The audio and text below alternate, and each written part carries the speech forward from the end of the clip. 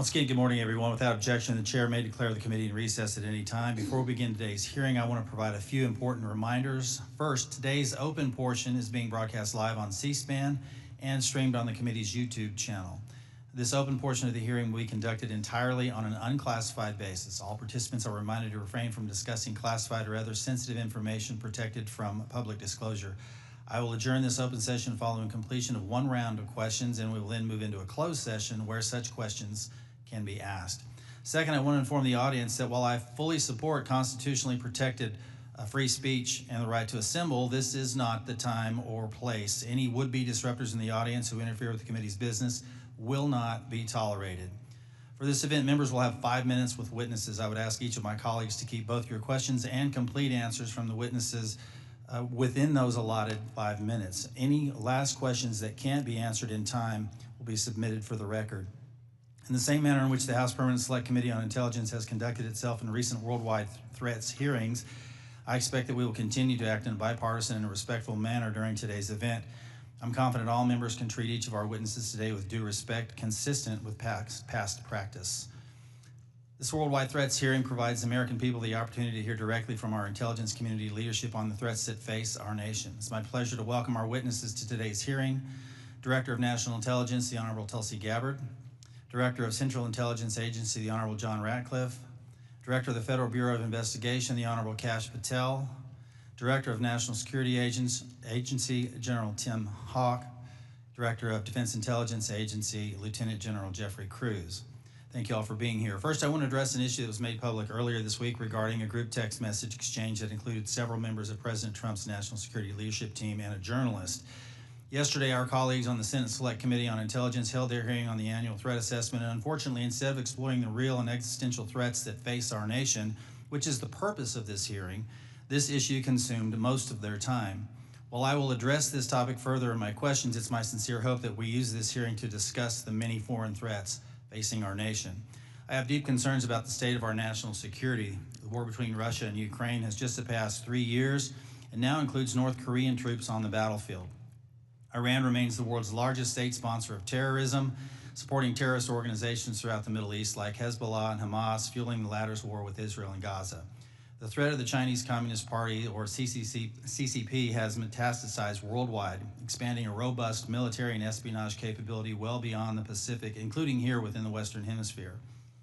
The CCP's aggressiveness in operations below the level of armed conflict continues to grow. For example, they have sponsored cyber attacks against the United States critical infrastructure and even recruited a New York State governor's office employee into being an undisclosed agent of the CCP. And after 4 years of a catastrophic open border policy and limited and in many cases no vetting, we have seen an explosion of illegal migrants crossing our border since 2021. In fiscal year 2024, 516 were identified to be known or suspected terrorists, 106 of whom tried to sneak into our country between ports of entry. And these are just the ones we caught of the nearly 3 million encounters recorded by Customs and Border Protection. We've also seen an ISIS-affiliated human smuggling network bringing more than 400 migrants into the United States. And this occurs through networks associated with cartels and gangs from Sinaloa to CJ&G, who present an unacceptable risk to the security of the American people. In the midst of such threats, many have understandably lost trust in the intelligence community. One reason I'm particularly concerned about is the pattern of lapses I've seen in analytic integrity and objectivity in some of the assessments provided by the IC in the last few years. From President Trump-Russia collusion fiasco to the origins of the COVID-19 pandemic to anomalous health incidents, there have been numerous instances of the IC suppressing certain reporting, using substandard reporting to support a pre-decided thesis, and failure or refusal to consider plausible alternative analyses. That, combined with many other examples of weaponized government, results in a situation where the United States is facing very real threats, while many of our citizens lack trust in those they empower to inform on or counter these threats. Look, I've been honored to serve our country for many years now, first as an explosive ordnance disposal technician in the Army, now as a representative for the 1st District of Arkansas and chairman of this committee. In my time here, I've traveled the world and met with countless IC employees, from everyday Americans doing challenging and often dangerous work of intelligence to agencies directors like yourselves. The vast majority of those people are honest, hardworking, patriotic Americans that silently and without accolades do difficult jobs, often in austere places, sacrificing time with their families and in some cases putting themselves in danger, all in order to serve the United States. These silent warriors deserve our gratitude and our respect. They do not deserve to have their reputations besmirched by poor leadership. Unfortunately, in recent years, we've seen instances of politicized, self-serving, dishonest leaders sustaining the reputation of our institutions and patriots by abusing the powers and sacred trust given to them by the American people. We have some real work to do.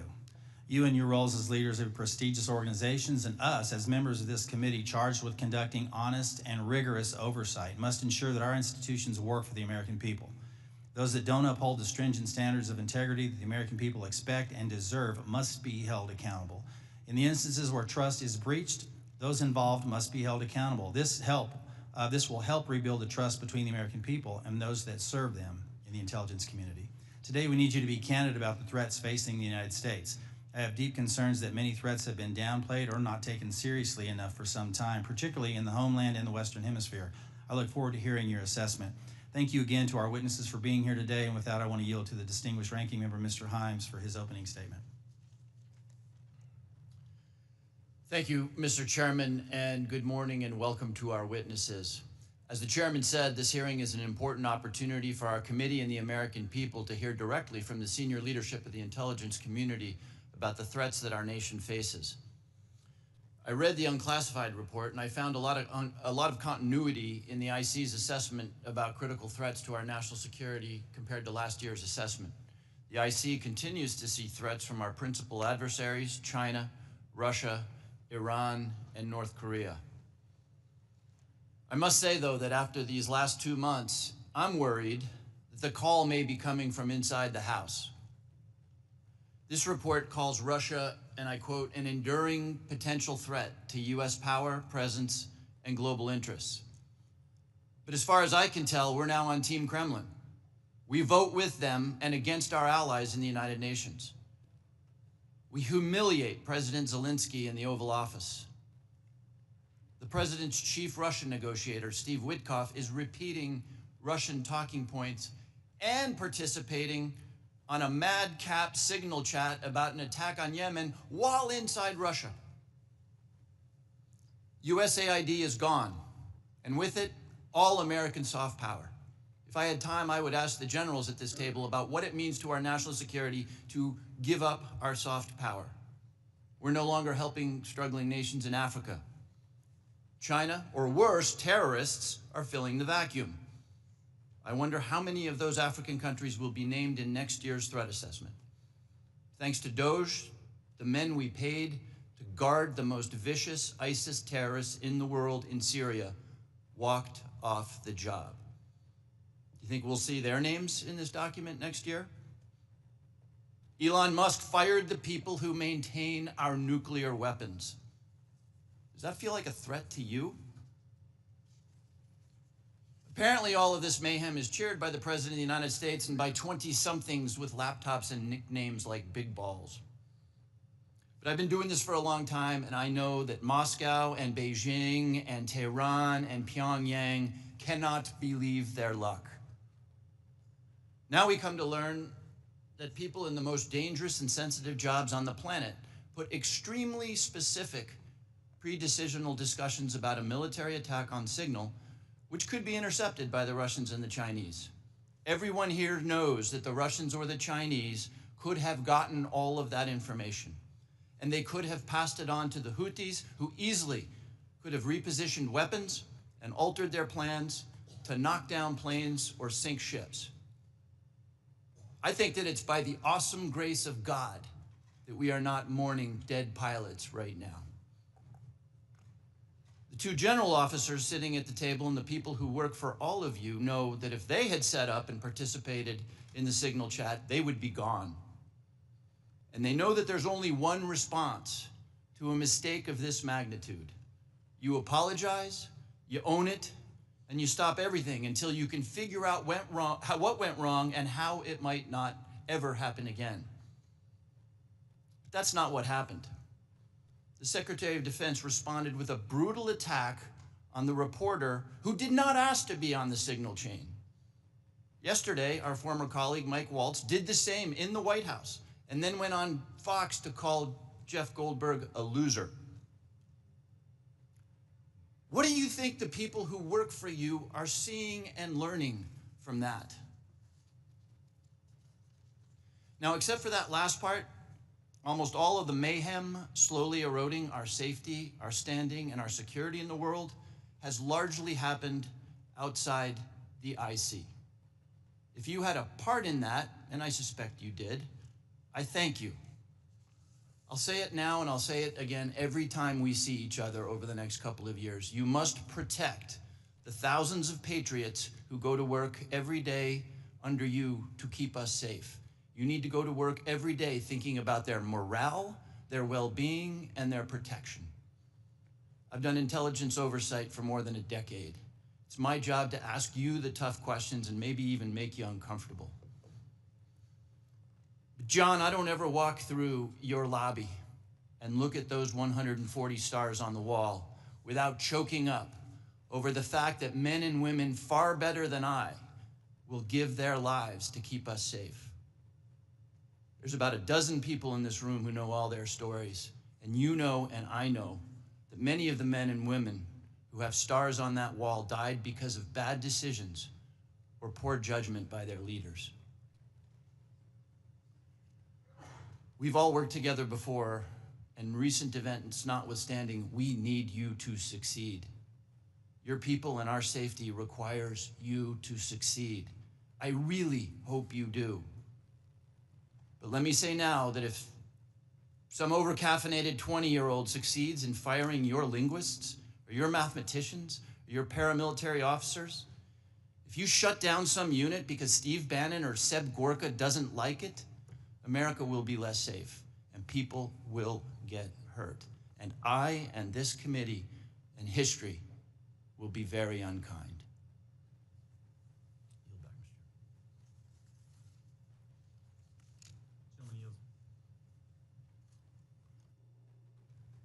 Gentleman yields. Now recognize Director Gabbard to make a statement on behalf of the intelligence community.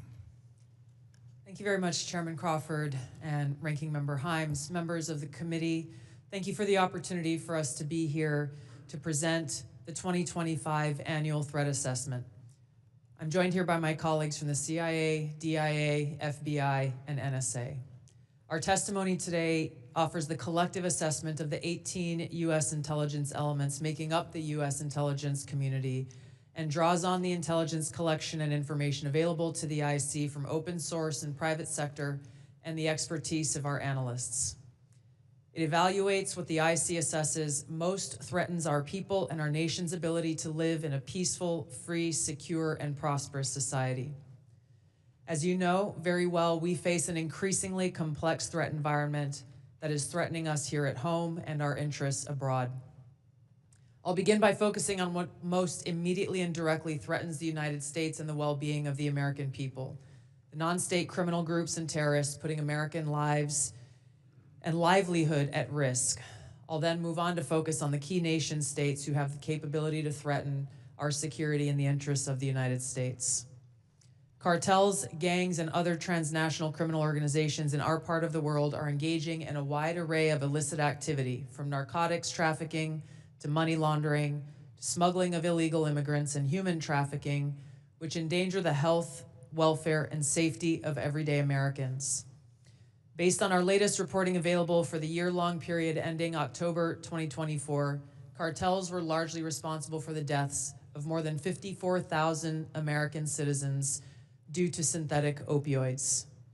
Mexico-based transnational criminal organizations are the main suppliers of illicit fentanyl to the U.S. market and are quickly adapting to enforcement and regulatory pressures by using multiple sources and methods to procure precursor chemicals and equipment, primarily from China and India, many of which are dual-use chemicals used in legitimate industries. Independent fentanyl producers are also increasingly fragmenting the drug trade in Mexico. The ready availability of precursor chemicals and ease of making illicit fentanyl have enabled independent actors to increase illicit fentanyl production and smuggling operations in Mexico. Cartels are profiting from human trafficking and have likely facilitated More than 2 million illegal immigrants encountered by law enforcement at the U.S. southwest border in 2024 alone, straining our vital resources and putting the American people at risk. Criminal groups drive much of the unrest and lawlessness in the Western Hemisphere. They also engage in extortion, weapons and human smuggling, and other illicit and dangerous revenue-seeking operations, including kidnapping for ransom, forced labor, and sex trafficking. While some of these key drivers of migrants are expected to persist, heightened U.S. border security enforcement and deportations under the Trump administration are proving to serve as a deterrent for migrants seeking to illegally cross our borders. U.S. Border Patrol apprehensions along the southwest border in January 2025 dropped 85% from the same period in 2024. Transnational Islamist extremists such as ISIS and Al-Qaeda and affiliated jihadi groups continue to pursue, enable, or inspire attacks against the United States and our citizens abroad and within the homeland to advance their ultimate objective of establishing a global Islamist caliphate. This includes heightened efforts to spread their ideology to recruit and radicalize individuals in the U.S. and the West. While the New Year's Day attacker in New Orleans had no known direct contact with ISIS terrorists, he was influenced and radicalized by ISIS ideological propaganda, as one example. Al-Qaeda and its affiliates continue to call for attacks against the United States as they conduct attacks overseas. These jihadist groups have shown their ability to adapt and evolve, including using new technology and tactics to spread their ideology and recruit new followers. A range of non-state cyber criminals are also targeting our economic interests, our critical infrastructure, and advanced commercial capability for extortion, other coercive pursuits, and financial gain. These actors are using a variety of tactics, including phishing, ransomware, and denial of service attacks to disrupt our systems and steal sensitive and lucrative information, using available technologies and taking advantage of U.S. cyber vulnerabilities. Ransomware actors last year, for example, attacked the largest payment processor for U.S. healthcare institutions, and another set of criminal actors conducted cyber attacks against U.S. water utilities. Some of these non-state cyber actors also operate as proxies for or emulate similar activities being carried out by major state actors. The IC sees China, Russia, Iran, and North Korea engaging in activities that could challenge U.S. capabilities and interests, especially related to our security and economy. They are in some cases working together in different areas to target U.S. interests and to protect themselves from U.S. sanctions.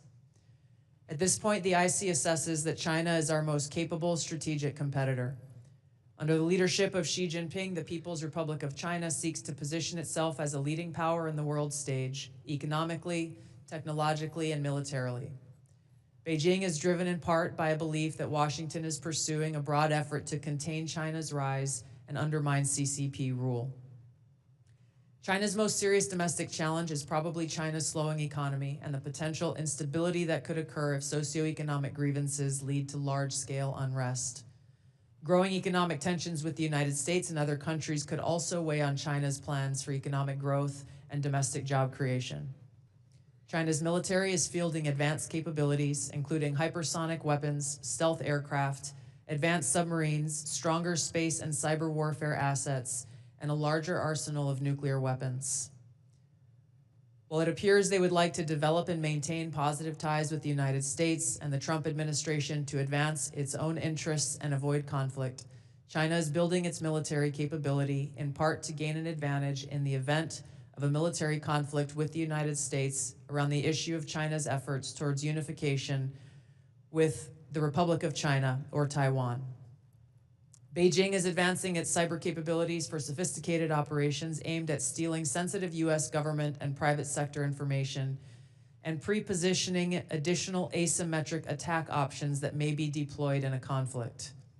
China's cyber activities have been linked to multiple high-profile breaches, including last year's massive compromise of U.S. telecom infrastructure, commonly referred to as Salt Typhoon.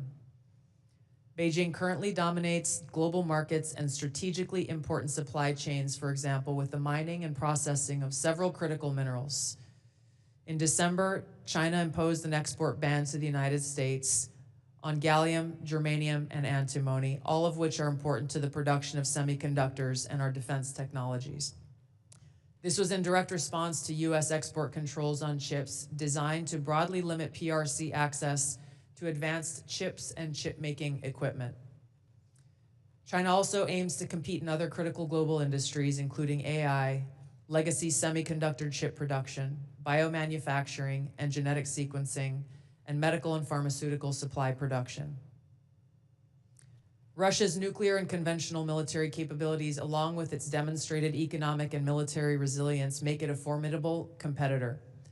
Moscow has more nuclear weapons than any other nation that could inflict catastrophic damage on the United States and the world in the event of a major war that Russian leaders feared put them and their regime at serious risk. In late 2024, Russia announced updates to its public nuclear doctrine, expanding the conditions under which Russia would consider using nuclear weapons. Russia is building a more modern and survivable nuclear force designed to circumvent U.S. missile defense through reliable retaliatory strike potential. It intends to deter the U.S. by holding the U.S. homeland at risk and by having the capabilities to threaten nuclear war in a conflict. Russia's developed advanced cyber capabilities and has attempted to pre-position access to U.S. critical infrastructure for asymmetric options and make it a persistent cyber threat. Russia's cyber activities have been linked to multiple high-profile breaches, including the 2023 hack of Microsoft. Russia is also fielding new capabilities in anti-satellite weapons meant to degrade U.S. and allied space infrastructure. Among Russia's most concerning developments is a new satellite intended to carry a nuclear weapon as an anti-satellite weapon, violating long-standing international law against such activity and putting the U.S. and global economy at risk. Iran continues to seek to expand its influence in the Middle East, despite the degradation to its proxies and defenses during the Gaza conflict. Iran has developed and maintains ballistic missiles, cruise missiles, and UAVs, including systems capable of striking U.S. targets and allies in the region. They've shown a willingness to use these weapons, including during a 2020 attack on U.S. forces in Iraq and in attacks against Israel in April and October 2024. Iran's cyber operations and capabilities also present a serious threat to U.S. networks and data. The IC continues to assess that Iran is not building a nuclear weapon, and Supreme Leader Khamenei has not authorized the nuclear weapons program that he suspended in 2003. We continue to monitor closely if Tehran decides to reauthorize its nuclear weapons program. In the past year, we've seen an erosion of a decades-long taboo in Iran on discussing nuclear weapons in public, likely emboldening nuclear weapons advocates within Iran's decision-making apparatus. Iran's enriched uranium stockpile is at its highest levels and is unprecedented for a state without nuclear weapons. Iran will likely continue efforts to counter Israel and press for a U.S. military withdrawal from the region by aiding, arming, and helping to reconstitute its loose consortium of like-minded terrorist actors, which it refers to as its axis of resistance. Although weakened, this collection of actors still presents a wide range of threats, including to Israel's population, U.S. forces deployed in Iraq and Syria, as well as U.S. and international military and commercial shipping and transit. North Korean leader Kim Jong-un is pursuing stronger strategic and conventional capabilities that can target U.S. forces and allies in the region, as well as the U.S. homeland, to bolster North Korea's leverage and stature, defend its regime, and achieve at least tacit recognition as a nuclear weapons power. Kim's recently cemented strategic partnership with Russia supports these goals by providing him with greater financial, military, and diplomatic support, reducing its reliance on China, and providing North Korean forces and weapons systems with warfighting experience. Kim views his strategic weapons advances, its deepening ties with Russia, and its economic durability as strengthening his negotiating position against Washington's demands for denuclearization and lessening Kim's need for sanctions relief. Since 2022, China, Russia, Iran, and North Korea have grown closer. Removing the accelerant of the war in Ukraine is unlikely to revert these bilateral relationships to a pre-war 2021 baseline, leaving room for new strategic priorities and world events to create new incentives or challenges to their expanded cooperation. Russia has been a catalyst for much of this expansion, driven heavily by the support it has needed for its war against Ukraine, including protection from US and Western sanctions. In addition to exchange of military and other resource capabilities with North Korea, Russia has relied more heavily on China's financial and defense industry backing and has increased combined military exercises with China. With Iran, Russia has also expanded financial ties to mitigate sanctions. Iran has become a critical military supplier to Russia, especially of UAVs, in exchange for Russian technical support for Iranian weapons, intelligence, and advanced cyber capabilities.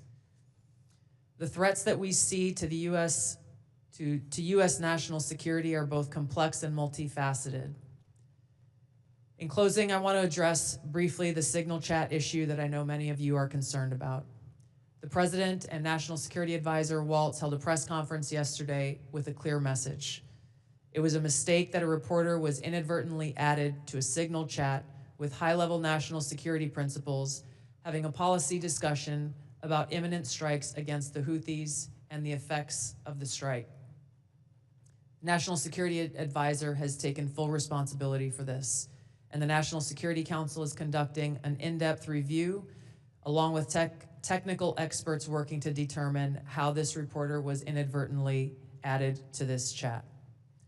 The conversation was candid and sensitive, but as the President National Security Advisor stated, no classified information was shared. There were no sources, methods, locations, or war plans that were shared.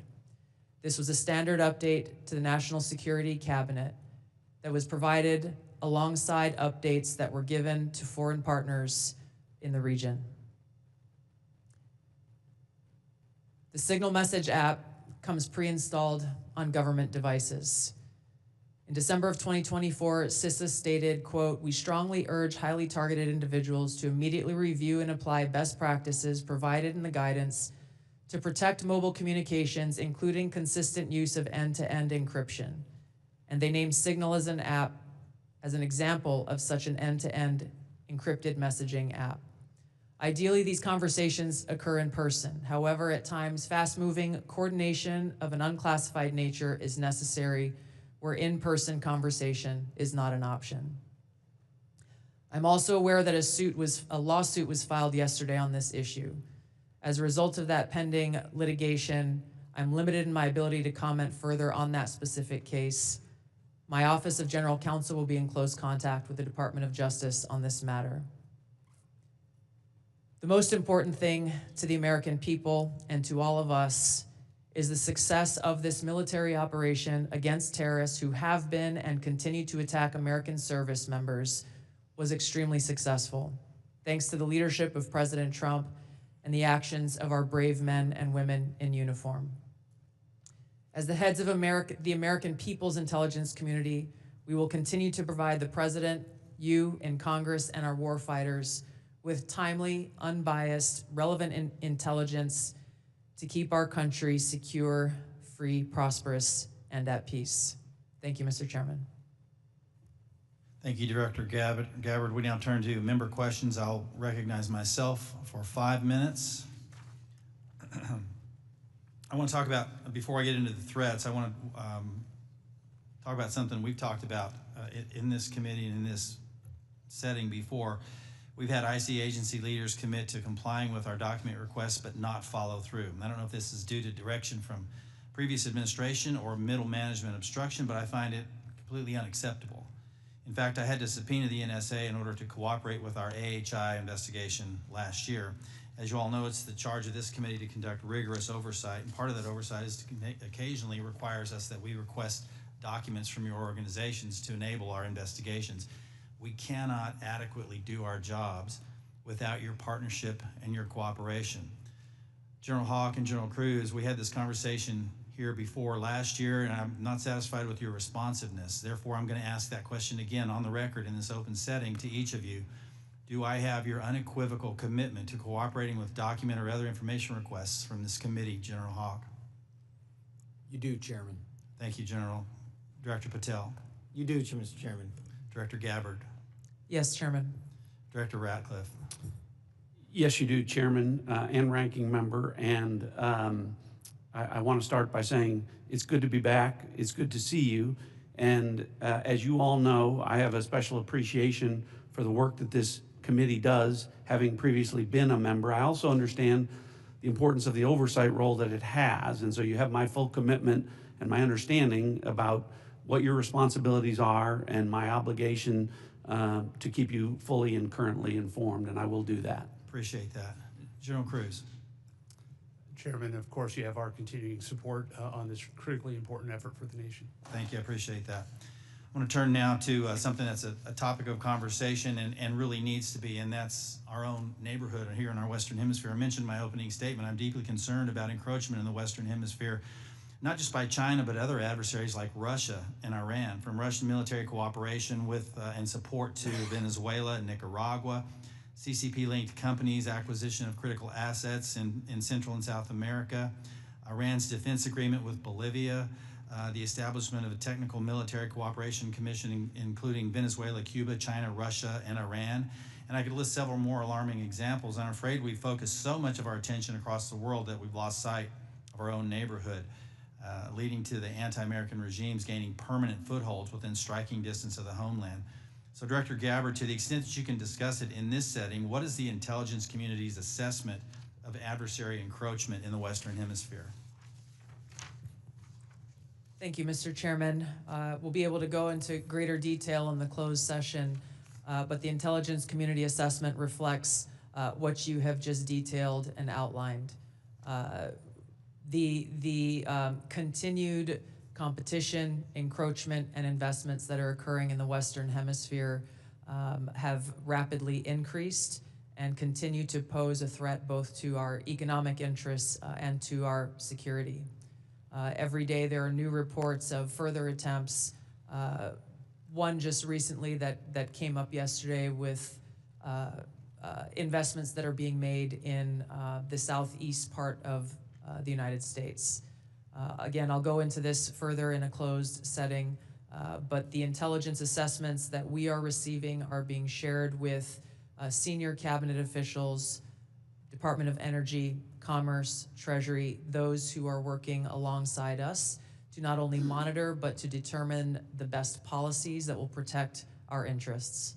Thank you. I want to turn to Director Patel real quick in the time that I have left. If you can flesh this out for me just a little bit. You indicated something that caught my attention in the proceeding yesterday, and that was your involvement with the Judicial Drug Task Force that you partner with at the state level, and how that has yielded positive results with regard to cartel activity. Can you put a little finer point on that to describe those partnerships in the 53 seconds we have remaining? Yeah, I'll try to be brief. Mr. Chairman, Mr. Vice Chairman, thanks for having us, Ranking Member. My priorities at the FBI have been to partner with state and local law enforcement in ways that we have not done so before, particularly on information sharing, and it's a two-way street. And in order for us to effectuate drug seizures and narcotics interdictions in the 50 states, we treat them as all border states, because that's what's happening. We have an American citizen die of a drug overdose every 7 minutes. That is wildly out of control and unacceptable. But the FBI cannot do that mandate and secure the American people from Washington, D.C. So we're putting resources in the field. We're working with our partners at the state and local level, and we are seeing immediate results, as we are seeing in Arkansas, as I outlined yesterday, with hundreds of arrests, thousands of pounds of narcotics seized, dozens of weapons, and multiple indictments. Thank you, Director. I'm going to yield and recognize Ranking Member Himes for 5 minutes. Thank you, Mr. Chairman. If there's something I care as much about as the national security of the United States, it's the powers and prerogatives of this Congress and its oversight duties. So I want to spend a minute or so on yesterday's testimony in front of the Senate and direct these questions in particular to Director Patel and Director Gabbard. Yesterday, Senator Heinrich asked, did this conversation, referring to the signal chat, include information on weapons, packages, targets, or timing? Director Patel, you said not that I'm aware of. Director Gabbard, you said same answer. This morning we learned that the signal chat included the following update, forward-looking update from the Secretary of Defense. Time now, 11:44 Eastern Time. Weather is favorable. Just confirmed with CENTCOM. We are go for mission launch. 12:15 Eastern Time. F-18 launch. First strike package. 13:45 trigger-based F-18 first strike window starts. Target terrorist is at his known location, so should be on time. Also, strike drones launch. MQ-9s. 14:10. More F-18s launch. Second strike package. Do either of the directors want to reflect on their testimony yesterday in the context of what I just read? Sure. One, I was not on that signal chat. Two, I have not reviewed it. And three, as you just indicated, that was made public this morning. But Director, you didn't prior to yesterday's Senate. You were on this. You were on the signal chat, correct? No. Okay, but did you review the material on the signal chat? No, I wasn't on it. Director Gabbard? Yes, Ranking Member. My answer yesterday was based on my recollection, or the lack thereof, on the details that were posted there. I was not, and what was shared today reflects the fact that I was not directly involved with that part of the signal chat, and replied at the end reflecting the effects, the very brief effects that the National Security Advisor had shared. So it's your testimony that less than 2 weeks ago, you were on a signal chat that had all of this information about F-18s and MQ-9 Reapers and targets on strike, and you in that 2-week period simply forgot that that was there. That's your testimony? My testimony is I did not recall the exact details of what was included there. That was not your testimony. Your testimony was that you were not aware of anything related to weapons packages, targets, and timing. As the testimony yesterday continued on, there were further questions related to that, where I acknowledged that there was conversation about weapons, and I don't remember the exact wording that I used, but I did not recall the specific details that were included. Director Gabbard, you've reasserted that there was no classified information. I think we can all agree that that information shouldn't have been out there. But let me ask you this. Are you familiar with the ODNI's classification guidance? I'm familiar with it. I've actually got a copy right here. If I read you a part of that guidance, I wonder if you could tell me what the level of classification indicated is. I'm reading from your classification guidance. And the criteria is information providing indication or advance warning that the U.S. or its allies are preparing an attack. Do you recall what your own guidance would suggest that be classified? I don't have the specifics in front of me, but it would point to what was shared would fall under the DoD's classification system and the Secretary of Defense's authority. So let me help you, because there's a very clear answer. And what is not. I guess you don't have it, but information providing, this is the ODNI guidance, information providing indication or advance warning that the U.S. or its allies are preparing an attack should be classified as top secret. Do you disagree with that? I don't disagree with that. I just point out that the DoD classification guidance is separate from the ODNI's classification guidance. Do you think it would be materially different? Ultimately, the Secretary of Defense holds the authority to classify or declassify. Do you think it's likely that DoD guidance is materially different from what I just read? I haven't reviewed the DoD guidance, so I can't comment.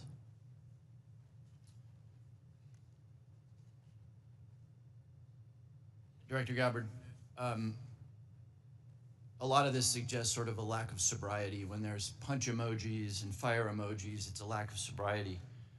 I don't mean that literally. But I have one last question for you, because I think people really listen to what you have to say. You, on March 15th, as DNI, retweeted a post from Ian Miles Chong, who is listed on RT, that's Russia Today's website, as, quote, a political and cultural commentator who has contributed content to RT since at least 2022. Director Gabbard, do you think that it's responsible for you as head of the intelligence community and the principal presidential intelligence advisor to retweet posts from individuals affiliated with Russian state media? That retweet came from my personal account, and I would have to go back to look at the substance of the tweet. Can I, just so that we don't have a lack of confusion amongst our allies and enemies and us, can I act perhaps that you not think that you should be saying one thing on your personal account than you say officially?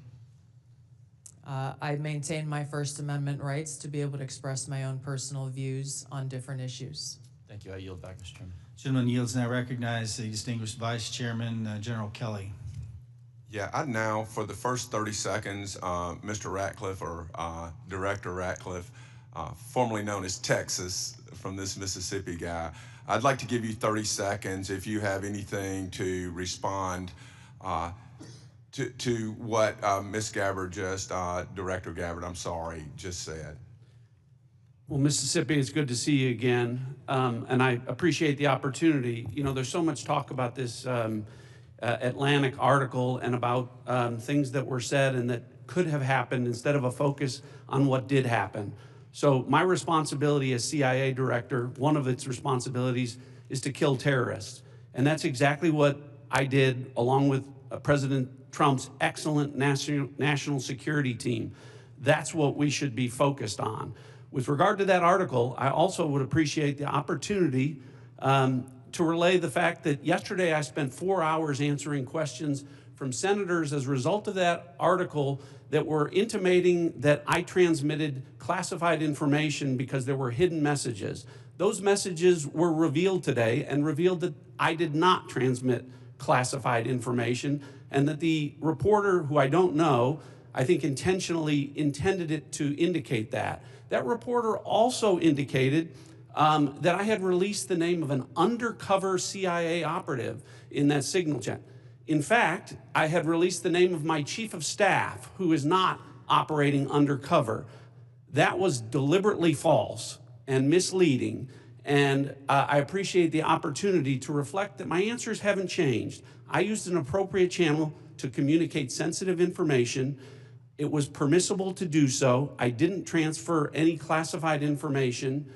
And at the end of the day, what is most important is that the mission was a remarkable success, is what everyone should be focused on here, because that's what did happen, not what possibly could have happened. Thank you, Director Ratcliffe. Director Patel, thank you for the great job that you've done. So first of all, your coordination and trying to comply with the letter that was sent last year and the year before asking for the baseball shooting, of which what I got was basically what happened on the field, and I was there, so I don't need to know that, although no one from the FBI ever talked to me about what happened. They talked to people who were not there. But I appreciate your commitment to getting us the full unredacted report, or the redactions, or to protect innocent people who are not part of the process, not the people who made decisions to classify that as suicide by a cop as opposed to an assassination attempt of many members of Congress, of which I was one. Thank you for your commitment, Director Patel, because I know that you will give us what we have asked for so that we can put this to rest, Mr. Winstrup, myself, and several others. Can I get your commitment to do that, Director Patel? In fact, I just got an update, Mr. Vice Chairman, from my team. You'll have all of those materials to you and your committee by the close of business today, or at the latest tomorrow morning. And just really quickly, Director Ratcliffe, and I don't want to go over time. I think it's so important for everybody to have their time. Can you tell me the impact that DOJ has had in causing you to fire people you shouldn't have fired, or release people who are instruments of national security no longer there? Tell me if you've had any impact specifically that DOJ has caused you to lose someone who was necessary for national security. Given the fact that as of this date, no one from DOJ has been on the CIA campus, and I've had no direct communication with DOJ other than conversations with Elon Musk at cabinet meetings, I would say the impact is zero. Director Patel? I'm in a similar situation. We do work with DOJ on government efficiencies, but I have not seen any negative impacts at the FBI. Thank you very much. And Director Gabbard, it's good to see you again too. You know, I think we were freshmen together, you and I and Director Ratcliffe, and I'm here and you guys are like there. Have you seen any impact across the whole IC that DOGE has caused things that you can't respond to? Yeah. Thank you, Congressman. It's great to see you all again here. The answer is no. Similar with Director Ratcliffe, DOGE has not been at ODNI. The President understands the essential national security mission that we have, and we are going through our own internal assessments to ensure we're achieving the effects in an efficient way that is responsible to the American taxpayer. Yield back, Mr. Chairman. Gentleman yields. Mr. Carson. Thank you, Chairman, to the witnesses, many of whom I've worked with in the past. It appears that this year's report omitted any discussion of transnational concerns like global health security, infectious diseases, and the role of conflict, violence, and political instability play as drivers of migration.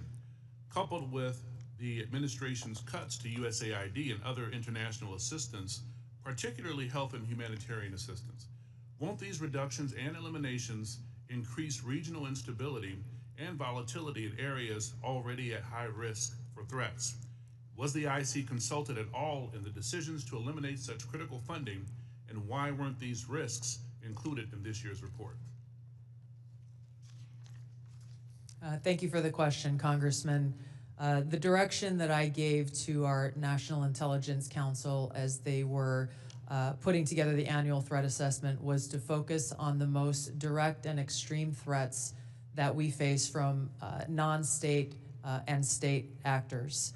While I acknowledge the factors that you've mentioned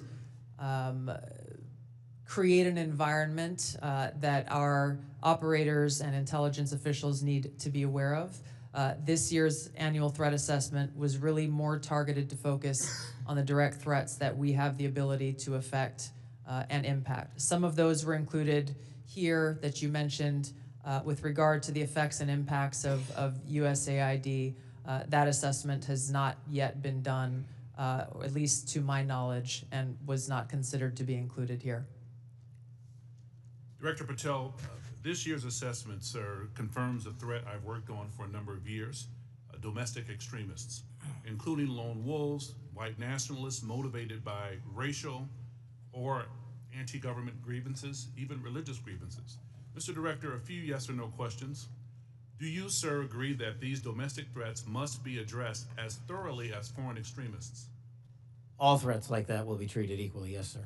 Is it true, sir, you moved personnel out of the FBI section responsible for countering domestic violent extremists? I don't believe I did that. Is it true, sir, that you've discussed disbanding this section? I don't believe I've done that. Will you pledge today, sir, not to disband this critical section? I will pledge to you today that any personnel matters that are being worked on currently, once finalized, the congressional notification will be published to your committee. Mr. Chairman, I yield back. Gentleman yields. Now recognize the gentleman from Illinois, the former federal prosecutor, Mr. LaHood. Well, thank you, Mr. Chairman. I want to thank all of our witnesses today for your service to our country. And I want to focus my questions this morning on FISA Section 702. And Director Ratcliffe, welcome back to the committee. In your confirmation hearing before the Senate, you were asked extensively about FISA and Section 702, and I think laid out a compelling narrative on how, as you described it, quote, how indispensable it is to national security.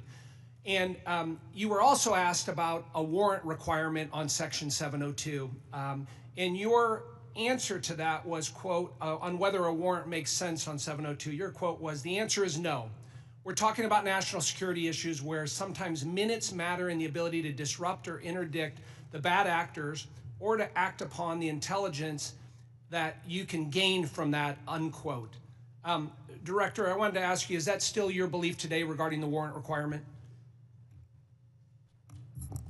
Congressman, it absolutely is. You've accurately reflected my prior testimony. It is also my testimony that 702 is indispensable to our intelligence picture, and the loss of it would be catastrophic to CIA. And the reason that I say that from this position is not only is 50% of all of our critical analysis provided to the President as Commander-in-Chief in the President's Daily Brief 702 derived, 70% of CIA's success with regard to advanced weapons counterproliferation is the result of 702 collected information.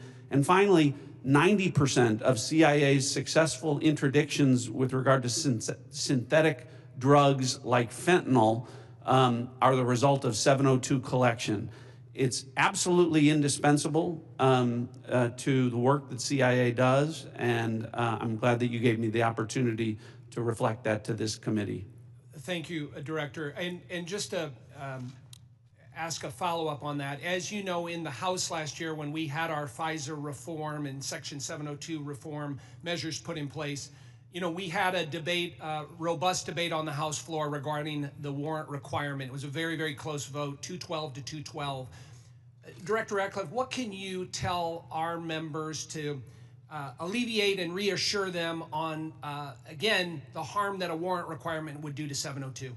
Well, Congressman, it would impose a de facto ban on lawfully querying previously collected data to find threats against U.S. persons and government officials. So that would be, again, catastrophic to our efforts to keep our community safe.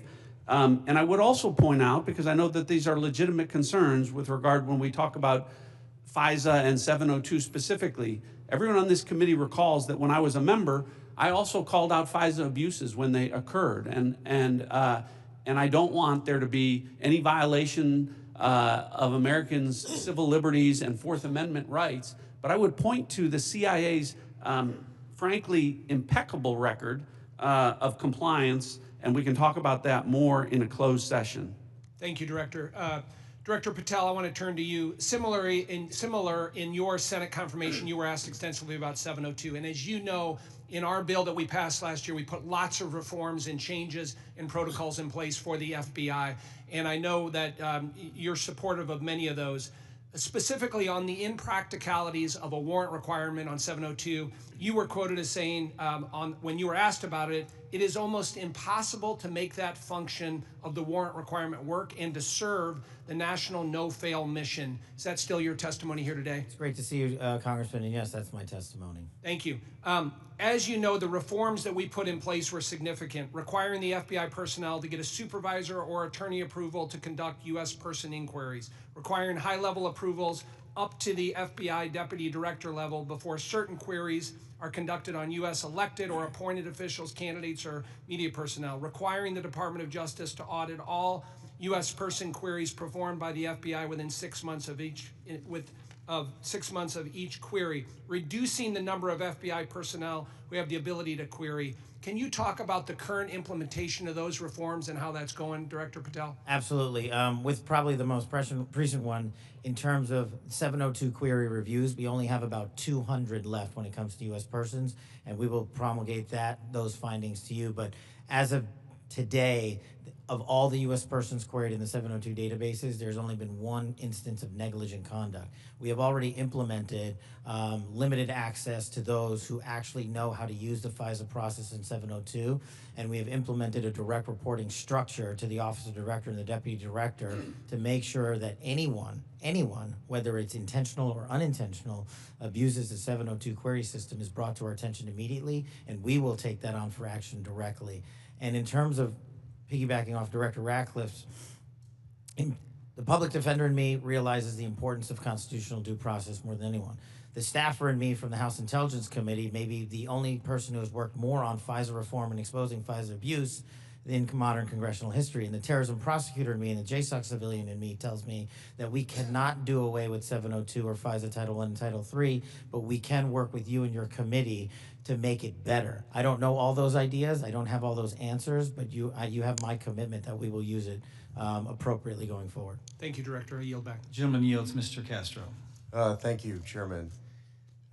Tulsi, you and I came into the Congress together in 2013. And Kash, you and I was serving on the Intelligence Committee when you worked on the Intelligence Committee. And John, you and I are both from Texas, and we both served together on the Intelligence Committee. Y'all, the idea that this information, if it was presented to our committee, would not be classified, y'all know is a lie. That's ridiculous. I've seen things much less sensitive be presented to us with high classification. And to say that it isn't is a lie to the country. I want to ask the generals now. The NSA is principally in charge of intercepting things like signals intelligence from other countries. General, I want to ask you, if your organization, your agency, intercepted something like this from Russia or China or some other country, would you consider this classified information? Representative, we would be classifying based off of our sources and methods. So those would be the things that, in terms of how we process, how we would be able to obtain the information and how we'd report it, Sure. we would classify based off of our source and method. So if you knew that the Secretary of Defense and the National Security Advisor of Russia or China and the head of the Foreign Ministry and all of the folks who were associated with that signal chain, if you intercepted that information, General, would you consider it classified? So it would be classified based off of our collections. So the NSA would classify it, would Based off determine it as of classified. the protection of our own source and method, not necessarily based off the content, but how we collected that information. But it would be classified. Well, we certainly wouldn't be collecting on a U.S. person conversation. No, I understand. I'm We're saying collecting if you did your job and collected it from the Russian Foreign Ministry and the National Security Advisor and the Secretary of Defense and the President's Chief Advisor, there is no way, having sat on this committee for 9 years, that somebody would come in with that information and give us something that says unclassified. You can walk out of this room with this information and give it to whomever you want. You know, with all respect, you and I worked on the committee at the same time. Tulsi, you and I came in together. I've never had an issue of beef with you. John, you and I are both from Texas. Y'all know that's a lie. It's a lie to the country. I want to ask about the Alien Enemies Act really quick while I have time. The president has used the Alien Enemies Act, a wartime authority last used to detain German and Japanese nationals during World War II, to summarily deport people accused of being members of the Venezuelan gang Tren de Agua. To invoke this law, the president must demonstrate that the United States is under invasion by a foreign nation or government.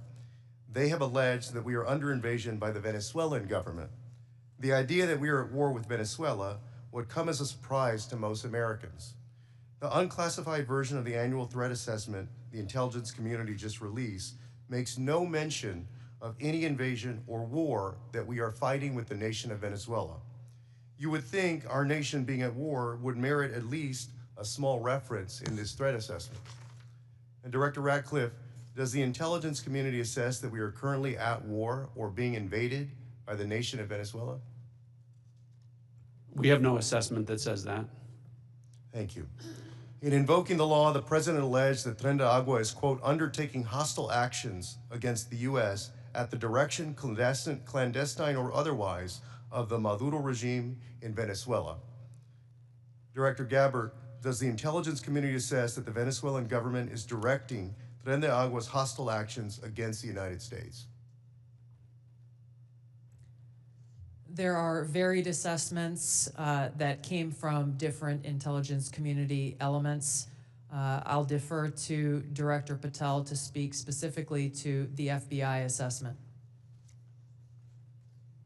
But let me ask you, so you're saying there are conflicting assessments that have come from the IC? That's correct. Okay, thank you. We'll take it up in closed session. All right. You know, your threat assessment makes issue of, highlights fentanyl trafficking as a top threat to the United States, yet support for law enforcement cooperation with Mexico has been put on hold, and there's been a threat of invasion to Mexico by the United States. You assess that Russia's advanced cyber capabilities make it a persistent counterintelligence cyber threat, yet the administration shut down the unit at the Cybersecurity Infrastructure Agency tasked with stopping Russian cyber attacks. There's so many other ways that the actions of this administration have contradicted this threat assessment. and the administration is making the world and the United States more dangerous. I yield back. Gentleman yields. Gentleman from Pennsylvania, Mr. Fitzpatrick. Thank you, Chairman Crawford. Thank you to all of our witnesses for being here. I look forward to working with each and every one of you to keep our country and our planet safe. I wanted to carry on the topic of Section 702 reauthorization. Representative LaHood and I did a lot of work on this over the past 2 years. As you all know, last Congress, this committee worked in a bipartisan manner to advance the reauthorization of what most of us, if not all, deem to be our country's single and most important national security tool. The result was what was titled the Reforming Intelligence and Securing America Act, which not only reauthorized Section 702, but equally important, it provided necessary reforms to our intelligence community in an effort to address past abuses. This was the largest single reform of the FBI and the IC in a generation, making sure that there are appropriate compliance guardrails that enhance accountability while still protecting the critical tools necessary for our nation's security. Just to name a few, in 2009, Section 702 protected our nation from an attack by an al-Qaeda member who intended to detonate explosives in the Manhattan subway lines. In 2014, Section 702 helped prevent attacks by assisting in the removal of ISIS leader Haji Imam. In 2022, Section 702 contributed to the U.S. government's operation against the last remaining 9/11 architect, Ayman al-Zawahiri. And as we saw in the horrendous attacks of October 7th, an attack on the people of Israel, where Hamas killed over 1,200 innocent civilians, intelligence collection is essential to the safety and security of our population. We must never, ever see another attack the likes of 9/11, especially as a result of a self-inflicted intelligence failure. Not reauthorizing the use of this authority in this coming year would intentionally and willingly put the United States at a disadvantage against actors who seek our destruction. Representative LaHood touched on the warrant requirement. As you all know, that is really the linchpin here. And I think it's abundantly clear for members of this committee, members of this Congress, and for members of our intelligence committee to understand that a warrant requirement is on the collection of data. A warrant requirement cannot apply to the querying of already lawfully collected data. To follow that theory to its logical extreme would be to say that a police department who has an evidence locker containing lawfully collected data has to get a warrant to re-enter that evidence locker. It'd be akin to say to a police officer they cannot run a license plate, which is querying off of lawfully collected Department of Transportation data without getting a warrant. It would shut down the courts, it would shut down law enforcement, it would make our country much less safe. So I want to ask Director Patel, Director Ratcliffe, I want to yield the floor to you as we will be working with all of you, particularly your two agencies on reauthorization, to share your thoughts.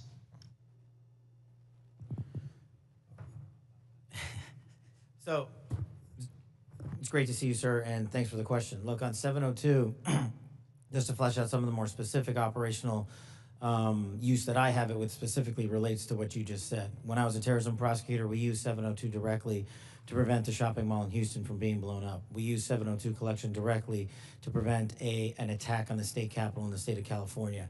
And those individuals were prosecuted and are currently in prison. And balancing that awesome responsibility with the constitutional protections that every American should have when we're talking about U.S. persons specifically is something that I keep in mind on every single decision surrounding 702.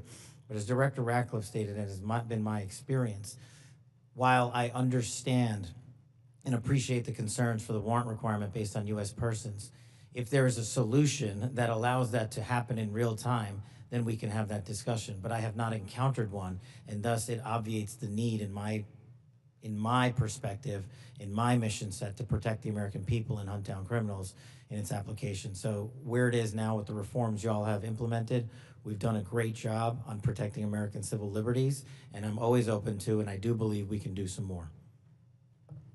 Director Ratcliffe? Good to see you again, Congressman.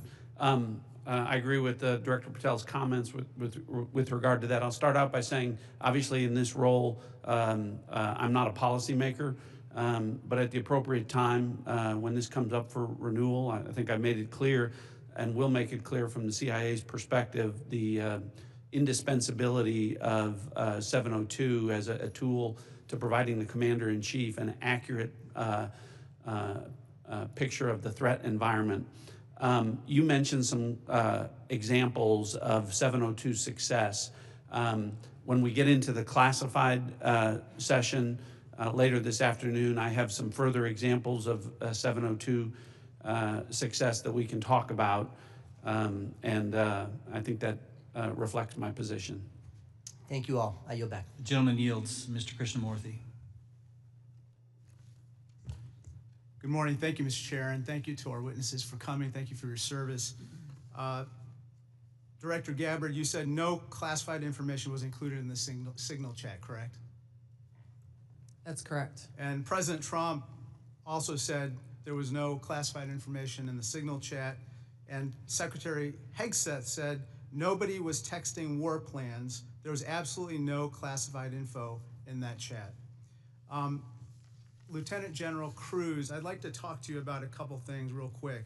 Executive Order 13526, Section 1.4a. This is the Trump administration's executive order with regard to classified information.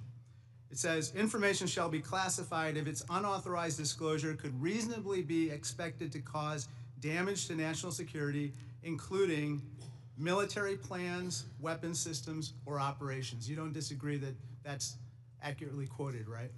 That's an accurate quote from the executive order. And DOD 5200.01, this is the DOD's manual on classification, says, quote, information shall be classified if its unauthorized disclosure could reasonably be expected to cause describable damage to national security. This includes military plans, weapon systems, or operations. You don't disagree that I quoted that accurately, right? That's also an accurate quote. Can I show you I'd like to show you the text that Secretary Hegseth actually published to the world. Now, Lieutenant General Cruz, as Ranking Member Himes said, it says, time now, weather is favorable, just confirmed with CENTCOM, we are a go for mission launch. Then it says at 12:15 Eastern, F-18's launch, first strike package. F-18s are military systems, correct? Weapon systems. They are. Okay. 13:45, trigger-based F-18 first strike window starts. Target terrorist is at his known location, so should be on time. Also, strike drones launch, MQ-9s. MQ-9s is a weapon system, correct? They are. Okay. I think applying the executive order as well as the DOD manual to this fact pattern, we clearly have weapon systems that have been identified. That is classified information. Now, the reason why it's important that this information not be disclosed is that we don't want the adversaries to know what's about to happen, right, sir? Well, I would draw a small distinction there. You referenced and asked if that platform, those two platforms are weapon systems. They are, but those terms are used all across the globe in a lot of contexts. So it's really about how they're used in the context of this particular document. I just want to clarify that the use of those terms, I understand. Yeah. In this situation, those are operational details. They are operational details, but again, as you quoted the DoD instruction, it's about operations. So as you further go down into what are the operational details, I think as we had a discussion yesterday, the important aspect, I think all of us are very familiar. This is classified information. This is classified information. It's a weapon system as well as sequence of strikes as well as details about the operations. And so I think that just piggybacking off of what some other members have said, using the DOD's manual as well as the executive order in operation today with the Trump administration, this text message is clearly classified information. Secretary Hegseth has disclosed military plans as well as classified information. He needs to resign immediately. He needs to resign immediately, and a full investigation needs to be undertaken with regard to whether other similar signal chats are occurring in this administration. I'd like to turn my attention to another topic. Director Patel, according to the DOJ, in 2022, the FBI led Joint Terrorism Task Force, JTTF, in my hometown of Chicago, valiantly led efforts to prevent a plot to attack Naval Station Great Lakes in Illinois. You don't dispute that, do you, sir? I'm not familiar with it, but I don't dispute what you're telling me. Thank you. A memo obtained by ABC 7 News of Chicago said that this task force will now be, quote, actively supporting, close quote, the Department of Homeland Security and its immigration enforcement. You don't dispute that either, do you? I'm just not familiar with it, sir. Okay. Sir, I just have to say, the DOJ has now tasked JTTFs to shift some resources to immigration enforcement efforts. And I don't say this lightly, if there's a terrorist attack anywhere in the country, including in Chicago, and it was because the JTTFs in part shifted resources, they'll be held to pay. Thank you, sir. Gentleman's time's expired. Gentleman from Georgia, Mr. Scott.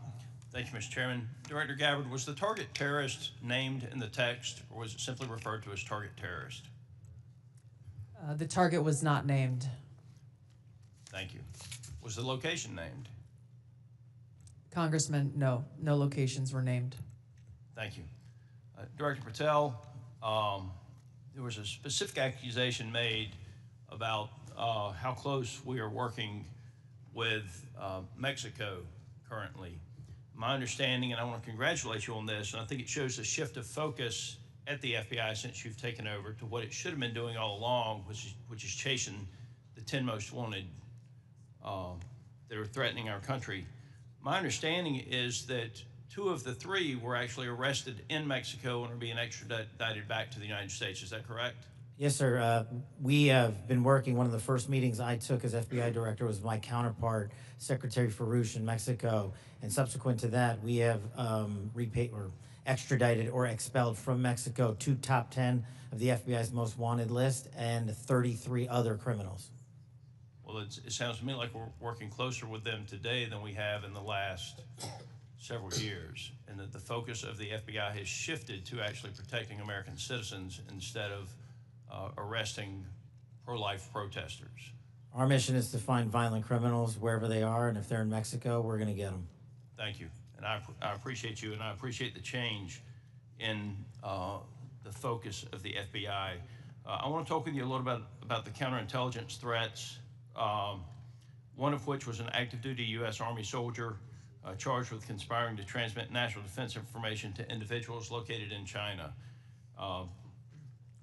What can you say in this setting, or can you briefly explain your work with interagency partners to identify and neutralize counterintelligence threats in the United States around this example? For me, sir? Yes, sir. So generally speaking, on counterintelligence and countering espionage, whether it's from adversaries like the CCP, Russia, Iran, or otherwise, we have prioritized them as an equally violent criminal enterprise seeking to do harm to our critical infrastructure and also to exploit and steal our data, whether it's government or private personnel. And so we have expanded our resources into them and working with the interagency to make it a priority. Okay, thank you. I want to move on to the issue of the threshold of parole under the previous administration and the number of illegal immigrants that have come into this country, including people with known membership in terrorist groups. For those individuals that pose a risk and that we have captured and are being deported, are we sharing the biometric and biographic information with our allies to mitigate their ability to relocate or operate abroad? What we are doing at the FBI is sharing the information we're allowed to with our Five Eye partners, and then on an individual basis, we are trying to share information with other partners who deemed individuals that they find of consequence. Okay, as you move further into your position, if you have additional recommendations on how we better share information, please let us know. Yes, sir. Director Ratcliffe, China's influence on the Panama Canal has increased since 2017. Panama became the first Latin American country to sign on to China's Belt and Road Initiative. Can you talk about not just China embedding itself into the various canal-related sectors and operations, but what other areas in Central and South America have China and others increased their presence, and what examples concern you the most? Thanks, Congressman. Appreciate the question. I do want to comment. The question before about cooperation with Mexico, it's really across the IC. when Mexico's Secretary General Omar Harfouch, head of Mexican security, was here, he not only met with Director Patel, he met with Director Gabbard, and he met with me. So we have been working on that, again, to the benefit of both our countries. To your point, the PRC throughout Central and South America continues to attempt to use its soft power to gain a foothold. They use direct aid to countries that need it. They also provide funding to universities to get a foothold to create influence. And you mentioned the Panama Canal, and you've seen the diplomatic efforts of the administration to address that and push back on PRC ownership of the canal locks. But that ties into what the IC is doing. In these instances, it's important for us, Congressman, to the best way we can operate is to provide intelligence to countries in Central and South America, to provide them with briefings, which we do, to provide them with tailored analysis of our intelligence about how China is manipulating them, about how China is hacking them, the things that China is doing to gain a foothold, and Russia and Iran throughout that area. So the CIA is very much focused on that. Gentleman's time's expired. Mr. Crow. Thank you, Chairman. General Hawk, the NSA recently warned its employees not to use the Signal app. Is that correct? What we did, Congressman, is we put out cybersecurity advisories on a whole host of systems. On the Signal app that was included in that advisory, right?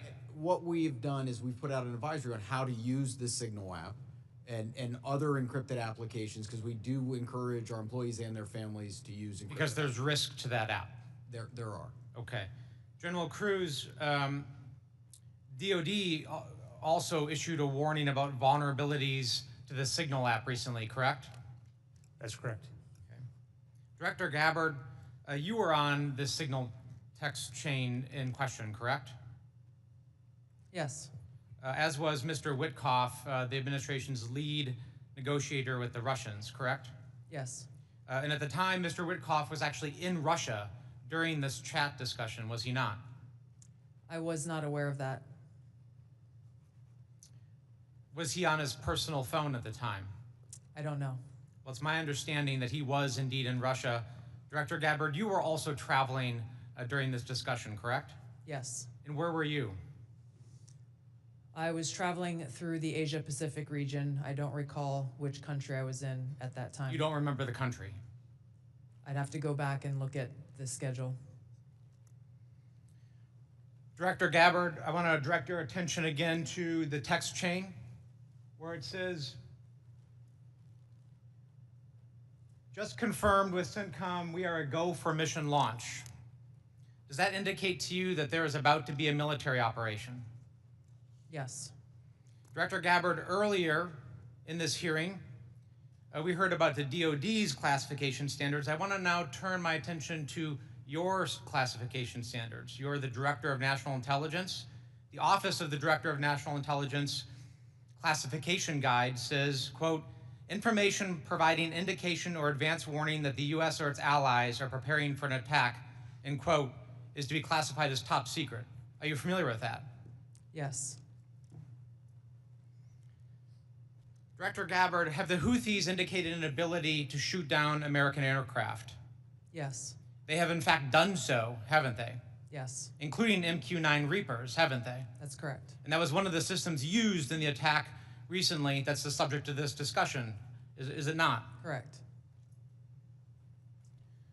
General Cruz, are you familiar with this system? I'm not wearing my glasses at the moment, but... Well, I'll help you out. This is an SA-3 anti-aircraft system. Correct. Are you familiar with this next system? I am. What is it?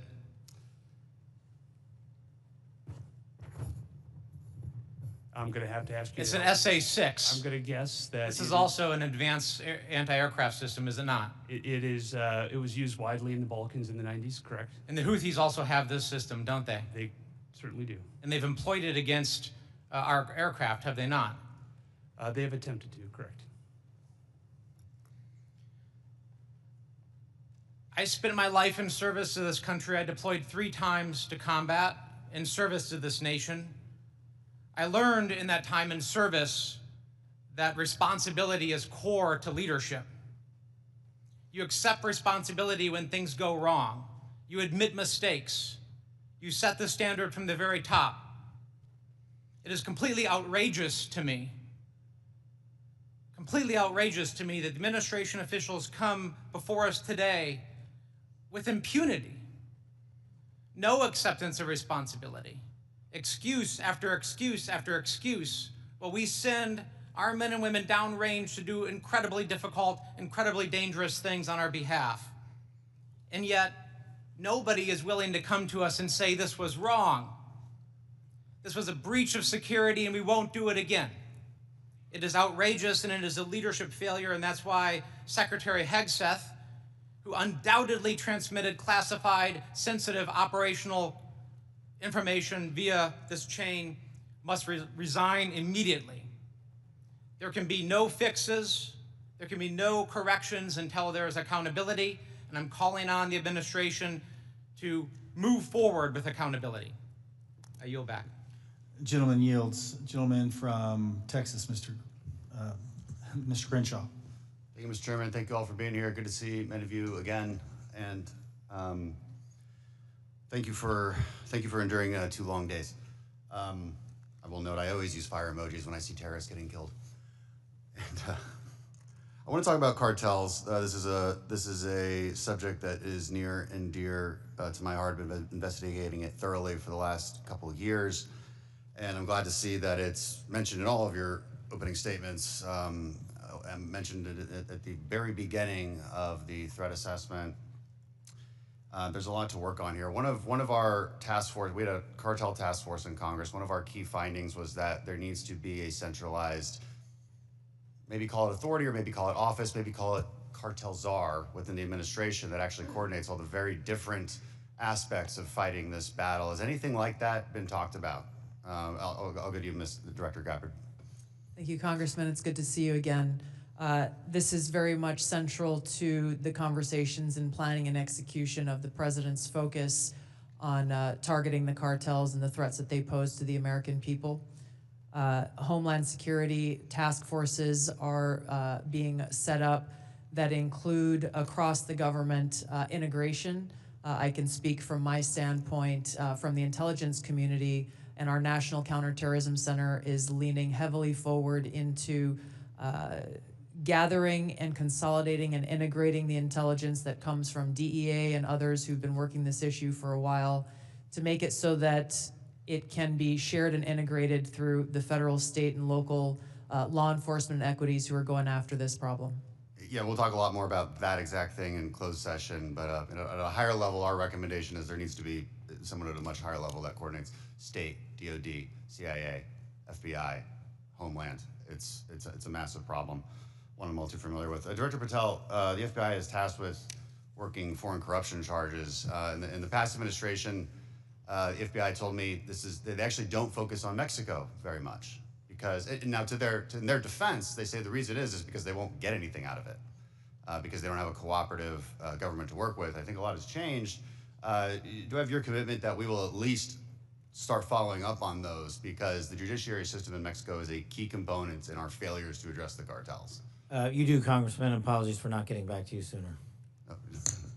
You're good. I appreciate it. I also want to ask you that the FBI has disrupted an alarming number of terrorist attacks in the last 2 years. Great on the FBI for doing that. I don't think many Americans realize how good the FBI has been at this.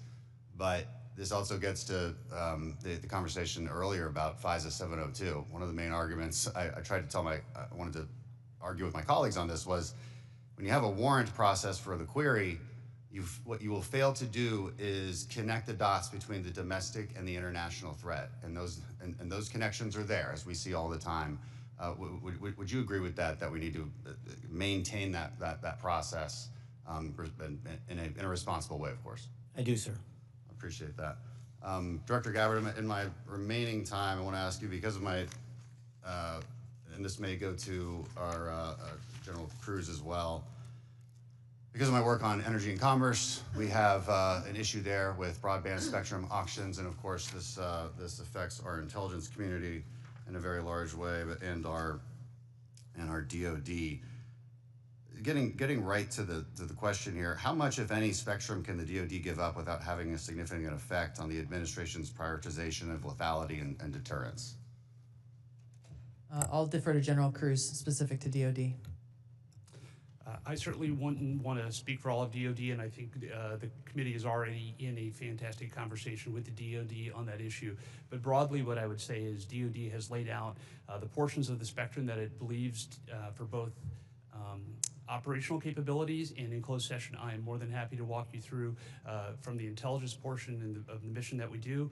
There are two different portions of the spectrum. We often talk about one, but not the other, and in closed session, I'd be more than happy to tell you why the other portion of the spectrum is important to national security.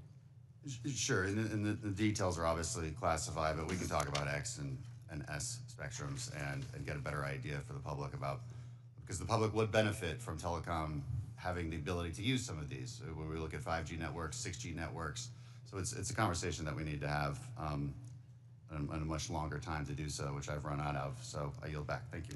Gentleman yields. Dr. Barra. Thank you, Mr. Chairman. You know, I associate myself with the comments of my colleague, Congressman Crow. I'm deeply disappointed in how we're handling this breach of protocol and so forth. You know, every year at the beginning of Congress, we take an oath to office. You know, this is an awesome responsibility to be a member of Congress, to protect our country. We have no greater responsibility than to protect our homeland. And, you know, when I walk into this committee and the honor of being on this committee, I don't see Democrats and Republicans. I see folks that every day want to do the same thing. But as Congressman Crow suggested, the mark of leadership, and we all are leaders in this room, is to accept responsibility when mistakes happen. And that signal chat was a mistake. I'm not here to impugn your character. You were all nominated by the president. You were all confirmed by the president. But we have an awesome responsibility and incredible responsibility to the American people. And then given that we are the United States of America, we have a responsibility to the world. And this really was a breach of protocol. I'll take you at your word that we are going to do a full investigation of it. Our responsibility as oversight is to understand this breach, understand who leaked information, how that happened, and then hold those responsible. You know, I 100% agree with the chairman in his opening statement. He said, where trust is breached, those responsible need to be held accountable. So do I have, you know, Director Gabbard, we served together, we came into Congress together. Do I have your word, when this investigation is fully completed, we will get the full breadth of the investigation? Thank you, Congressman. That would be my intent. I will caveat that by saying that this is being conducted by the National Security Council. I've not gotten any indication that they would try to withhold that, but I can't speak for them. Okay. I also, you know, I see way too much politics when it comes to our national security and our national defense. We've got to keep politics out of this. We're not Democrats or Republicans. We're Americans. We're tasked with the responsibility of keeping our country safe. Director Gabbard, you have an awesome responsibility here to advise the president, to collate all the information, everything that the IC is providing, and provide that best advice and guidance to the President of the United States. We have to keep politics out of this. Even if the president disagrees with this, if it goes against his personal wishes, if he's considering an order that potentially is unconstitutional or illegal or compromises our security, I want your word that you will always provide and give that honest advice to the president, even if it will make him angry. Thank you, Congressman. I appreciate the question because, as you said, I do take this responsibility very seriously. And it was my commitment to the President, to the Senate, the American people, that as the Director of National Intelligence, I will ensure to provide the President and all of you as policymakers with that unbiased, relevant, and timely intelligence? And to your specific question, the answer is yes. I will inform the President of that accurate, timely, unbiased intelligence reporting, whether it is something that agrees with an assumption or a view or an objective or not. That's my responsibility to him and to the American people. Great. I would just offer advice.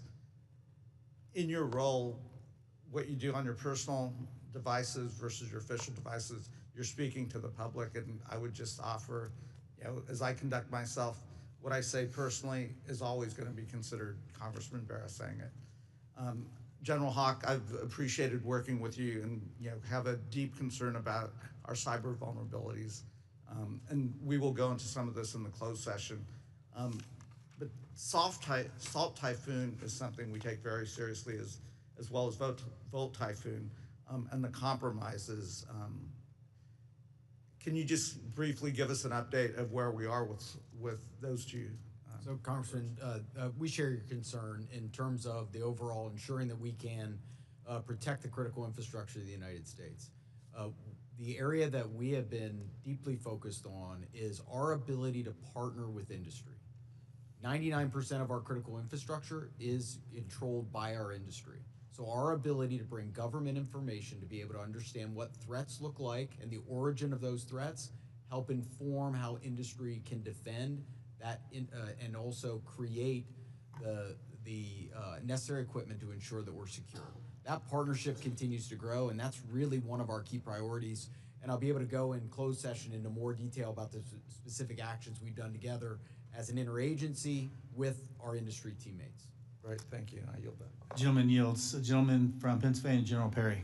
Thank you, Mr. Chairman. Thank you, ladies and gentlemen, for your attendance and your service to national security for our country. I'm going to start with Director Patel and then go to Director Gabbard.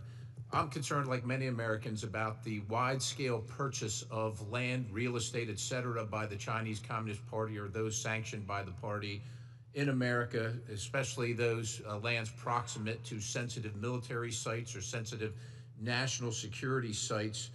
Director Patel, I think we can all understand that that could lead to the ease of nefarious activities of numerous sorts.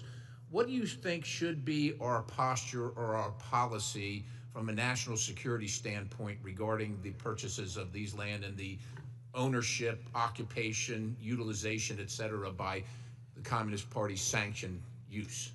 Well, Congressman, I appreciate the question, and I'm not going to shape foreign or national policy, but from the FBI perspective, if we had federal statutes to enact criminal allegations and pursue those relating to these matters, we would do so. I agree with you that having CCP actors purchasing large swaths of land next to military installations is a national security issue, a major one, and I would highlight to the American public, we're not allowed to buy farmland in mainland China or in Russia.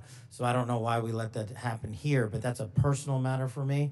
If I were given more legislation on it, I would love to act on it. Thank you. Director Gabbard, I'm going to look at, keeping with the same theme, crypto mining by the sanction. Well, you can't crypto mine in China, right? It's outlawed in China. However, of course, we're supportive of crypto, I am, in the United States of America, but China's mining in America where they can't mine in China.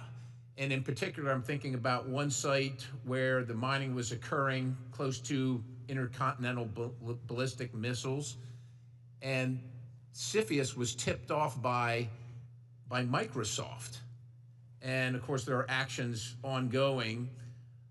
Should the Chinese Communist Party sanctioned individuals or interests be allowed to crypto mine near sensitive military or national security sites in the United States of America? And if not, what should we be doing about it? Thank you for your question, Congressman. I'm not fully aware and up to date on the specific example that you've mentioned, and I'll go and look into that and get back to you further. Right. Absolutely. Look forward to having the conversation with you.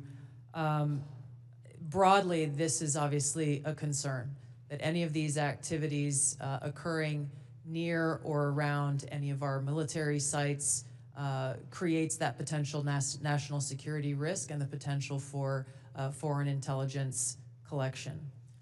I'm hoping it's a priority for everybody on the dais there. It is a priority, I think, for the American people, certainly for me.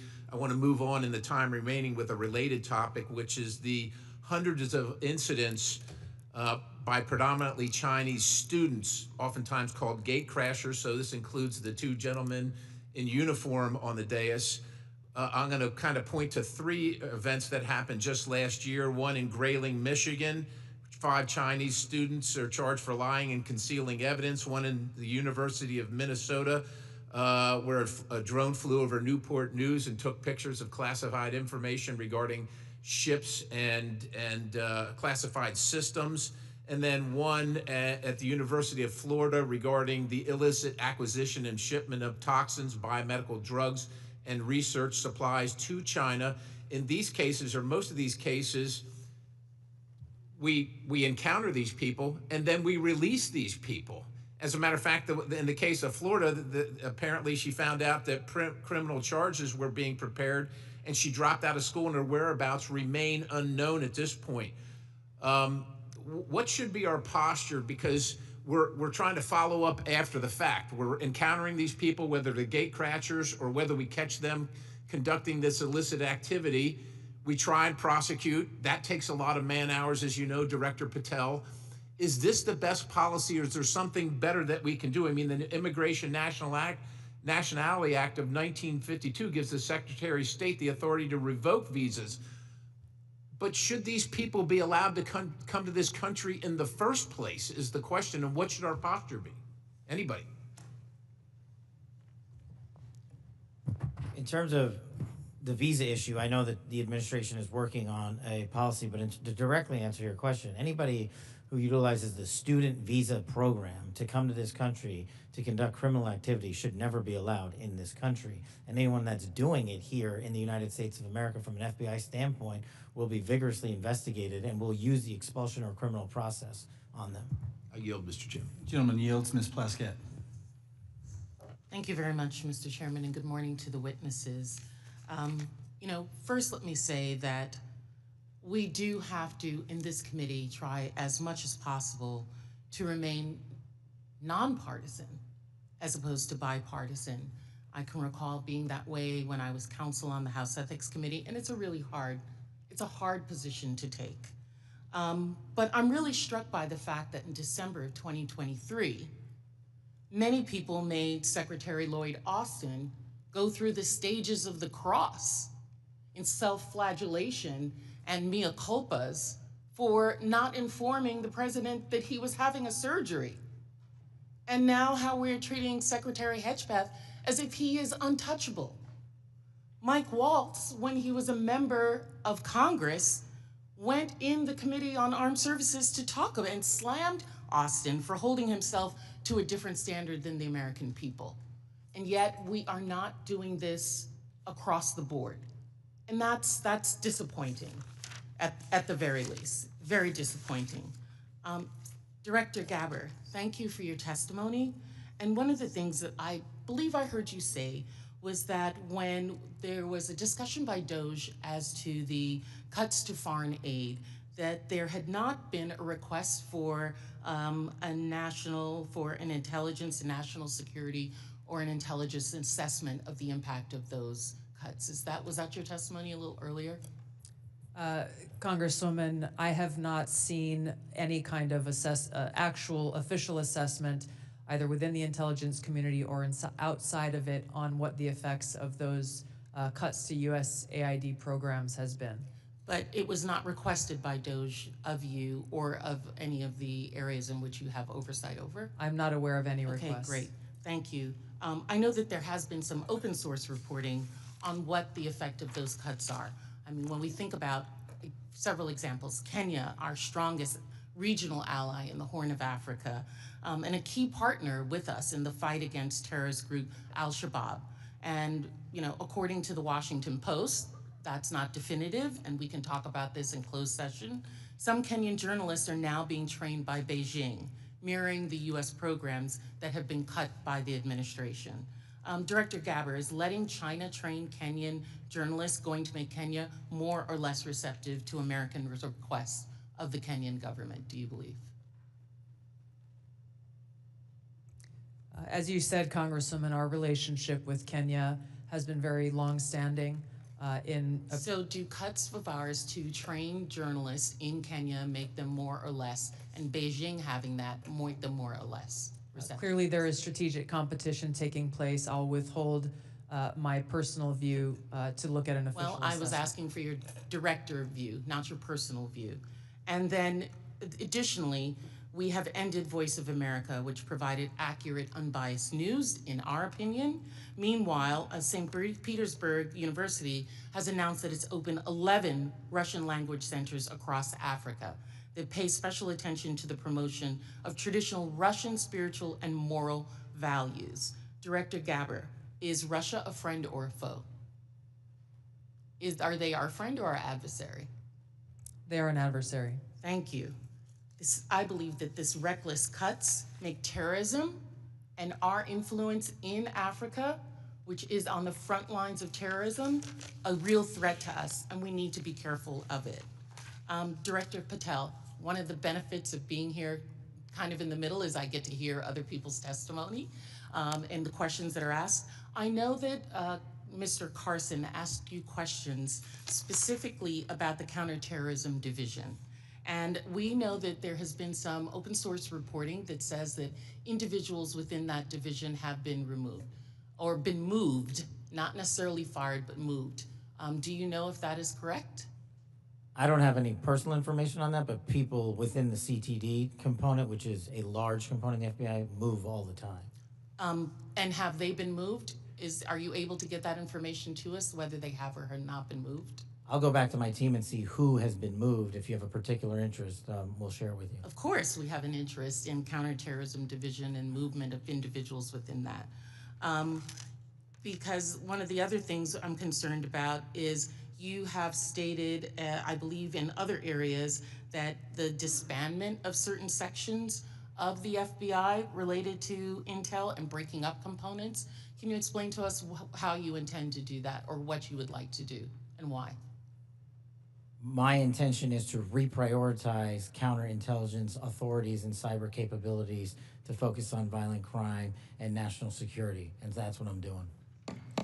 The gentlewoman's time has expired. Thank you. The gentlewoman from Missouri, Madam Ambassador, Ms. Wagner. I thank you, Mr. Chairman. I thank all of you for being here and for your continued service to our country. Director Ratcliffe, you have repeatedly stated that China is our top national security threat, and I agree. What was the biggest gap in intelligence collection toward China during the previous administration? Good to see you, Congresswoman. I think our collection against China is a hard target. In the prior administration was lacking in several areas. I would say primarily in human collection, and also with regard to the processing of open source information relating to China. I think part of that relates, Congresswoman, to the policies of the prior administration about treating China as a pacing competitor, I think was the word, as opposed to an adversary. So one of the things in my focus as CIA director, which carried over from my time as DNI, in seeing all of our intelligence, seeing that China is our greatest geopolitical threat, Yes. and focusing the CIA specifically more directly in all areas of our collection on China as a hard target. Well, and I'm grateful to hear you say the words open source. So as I hope that all of you may be aware, I am honored to be the chair of the new Open Source Intelligence Subcommittee for HPSI.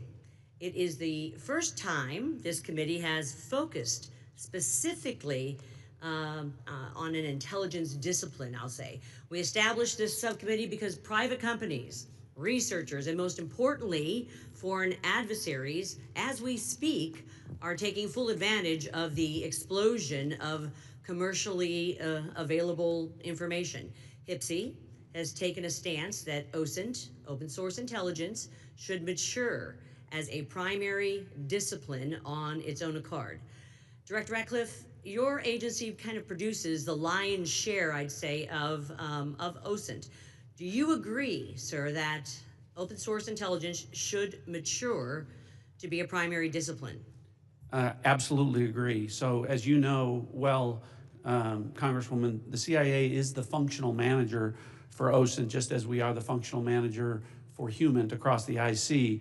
And OSINT, open source intelligence, reaches, frankly, policymakers as the most cited material in the President's daily brief as part of a long list of tailored production that we do. By a large percentage. But also, as you know, and as you've pointed out, Congressman, until recently, one of the greatest weaknesses with regard to OSINT was that the collection was so large that it was daunting for use by mission partners across the IC. So the CIA's open source enterprise pioneered the use of AI to triage that collection as it comes in. And what that allows us to do is to summarize collection from over 225 languages into English and to put that in the hands of policymakers, again, showing that the CIA is focused on using technology to tackle some of the challenges to intelligence collection. There is so much innovation in technology in this, and the investments being made across the IC to purchase data, but it appears to be in silos, to be perfectly honest, and lacking maybe an integrated approach. I believe that that is because there, frankly, is no clear lead for OSINT in the IC. And as part of my oversight responsibilities, I plan to review the various ways in which the intelligence community buys commercially available information to determine if there is a more efficient, cost-effective approach, especially when it comes to the taxpayer's expense. Director Gabbard and then Director Ratcliffe, can you, and in my brief time, quickly share your thoughts on which agency should be the primary organization to manage OSINT and why? Thank you, Congressman, and thank you for your leadership in this area.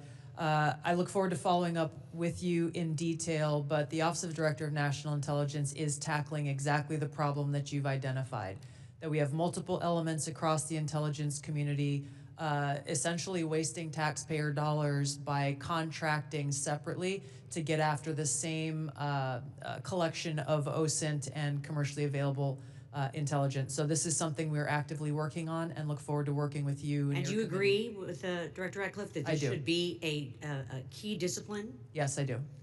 Thank you. My time's expired, Mr. Chairman. I yield back. The gentleman yields. Mr. Gomez. Thank you, Mr. Chairman. So I want to make a few things clear before we move on to other questions regarding the Signal chat. Director Gabbard, yesterday before the Senate Intelligence Committee, specifically when answering Senator Kelly, you repeatedly said you did not recall any discussion in the Houthi PC small group discussing operational details, strike targets, the type of vehicles and military units involved, or the timing and order of strikes. Do you stand by your testimony from yesterday that you do not recall any of the discussions regarding this type of classified information? Yes or no? My response in the Senate yesterday, yes, I stand by that response. Obviously, the release of the screenshots that came from that chat group today were a refresher on what happened. As I said earlier, I was not involved with that portion of the chat, so it did not come to my recollection yesterday. Thank you. So I take that as you stand by your do not recall yesterday stance when you were asked those questions. You've been in office 43 days. Director Ratcliffe has been in office 62 days. This was considered the first major military operation using lethal force of the Trump administration.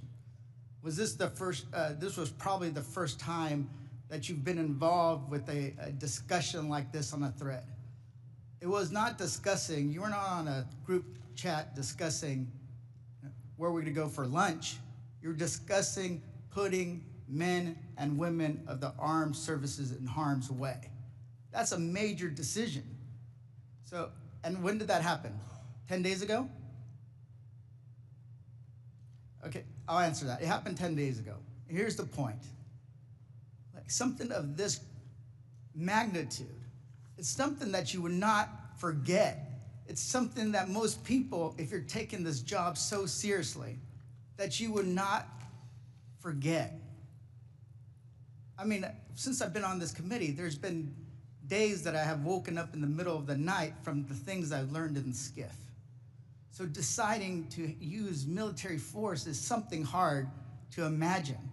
So the do not recall doesn't pass the smell test. It makes it, it's unbelievable that was the case. So that's what the American people don't understand. And I know a lot of folks in this administration were saying that they're gonna take on the establishment and drain the swamp, but you have become that swamp in a matter of days, not weeks or months, days.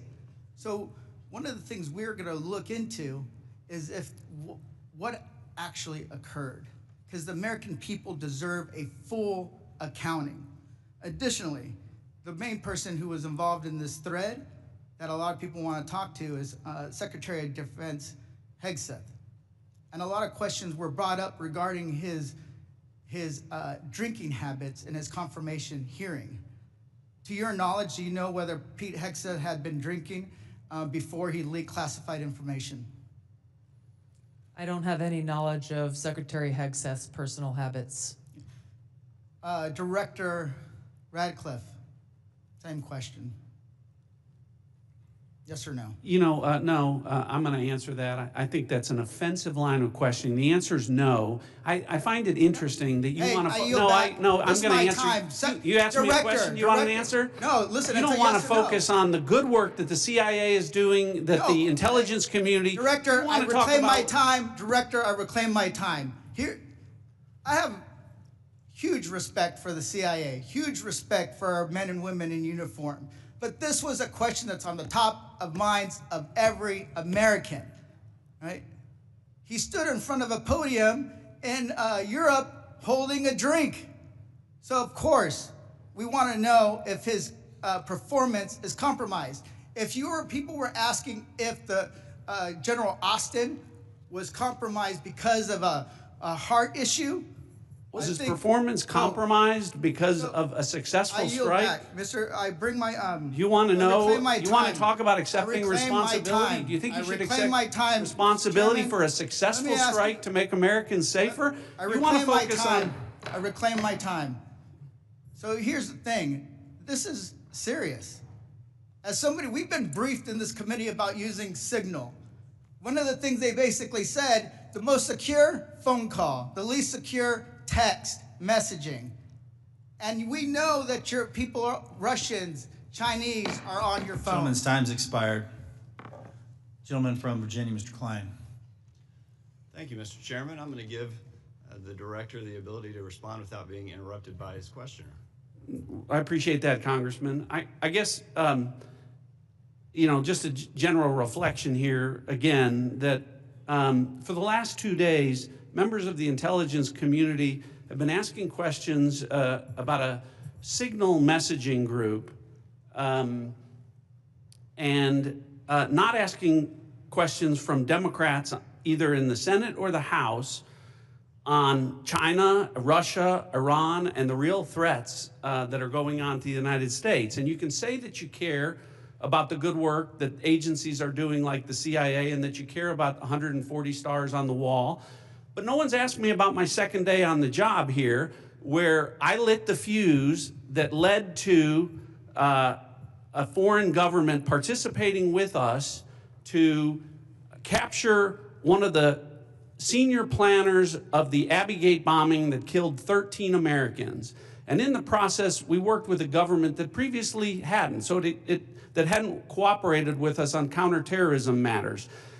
Or the fact no one has focused on that within an hour of that taking place, I was on the phone with Director Patel and a few hours later with Attorney General Bondi, working together, the IC and the FBI working together to bring this person home in less than a week. An unprecedented success for the intelligence community and the law enforcement community.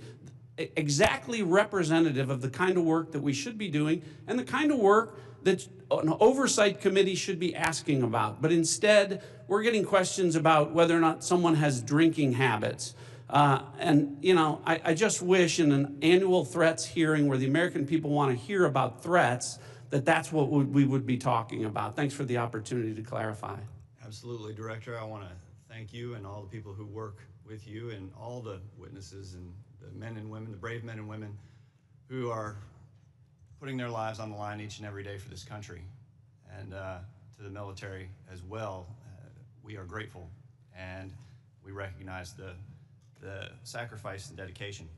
Director Ratcliffe, you talked about China being our top national security threat, and I want to go to what really is the most active and persistent threat. It's related to cyber. It's related to the People's Republic of China cyber activities, Volt Typhoon, Flax Typhoon, Salt Typhoon, targeting U.S. critical infrastructure, targeting critical infrastructure overseas, compromising U.S. telecommunication companies, and I want to ask Director Gabbard, there are also regular compromises of government networks in the defense intelligence space. The Chinese are acting with impunity and targeting the United States. Clearly, the last administration had no effective deterrent strategy. Considering a whole-of-government approach to leverage legal export control, trade, and other levers, is there more that the U.S. can be doing to deter China's cyber aggression? Thank you, Congressman, for your question. In short, the answer is yes. Much of that relies on our intergovernmental planning and operations, but also very closely integrating with our private sector partners. This is essential for us to be able to harden our own cyber infrastructure, our own critical infrastructure, and to look at what our capabilities, both defensive and offensive, are and how those should be used. If I may, Congressman, I'd just like to address Congressman Gomez's maligning of my reputation and not giving me the opportunity even to respond to his accusations. What occurred in that signal chat was an update to National Security Cabinet members that was also issued around the same time as updates to our foreign partners and allies in the region. There were no sources, methods, locations, or names of targets that were included in that chat. The decision to conduct this operation had been made long before that conversation took place. I do take my responsibility very seriously and played an integral role in providing the intelligence community's assessments that led to the ultimate decision by the president to conduct an operation, which, by the way, was very successful and continues to be very successful.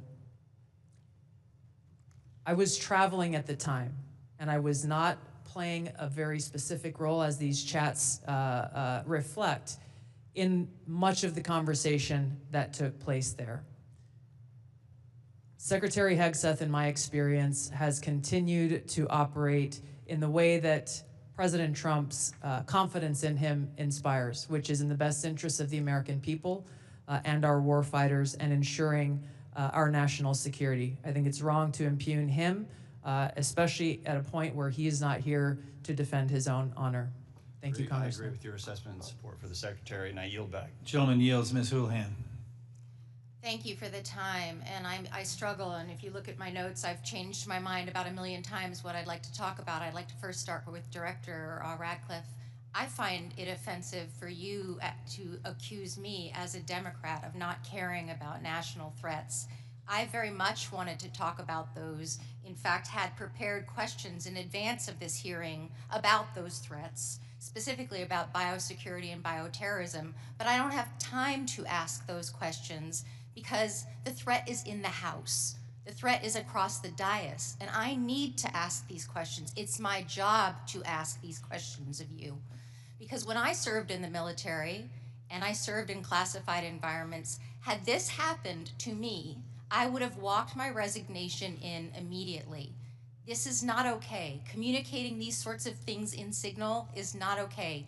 Targets, times, those kinds of things are absolutely classified, and we all know it.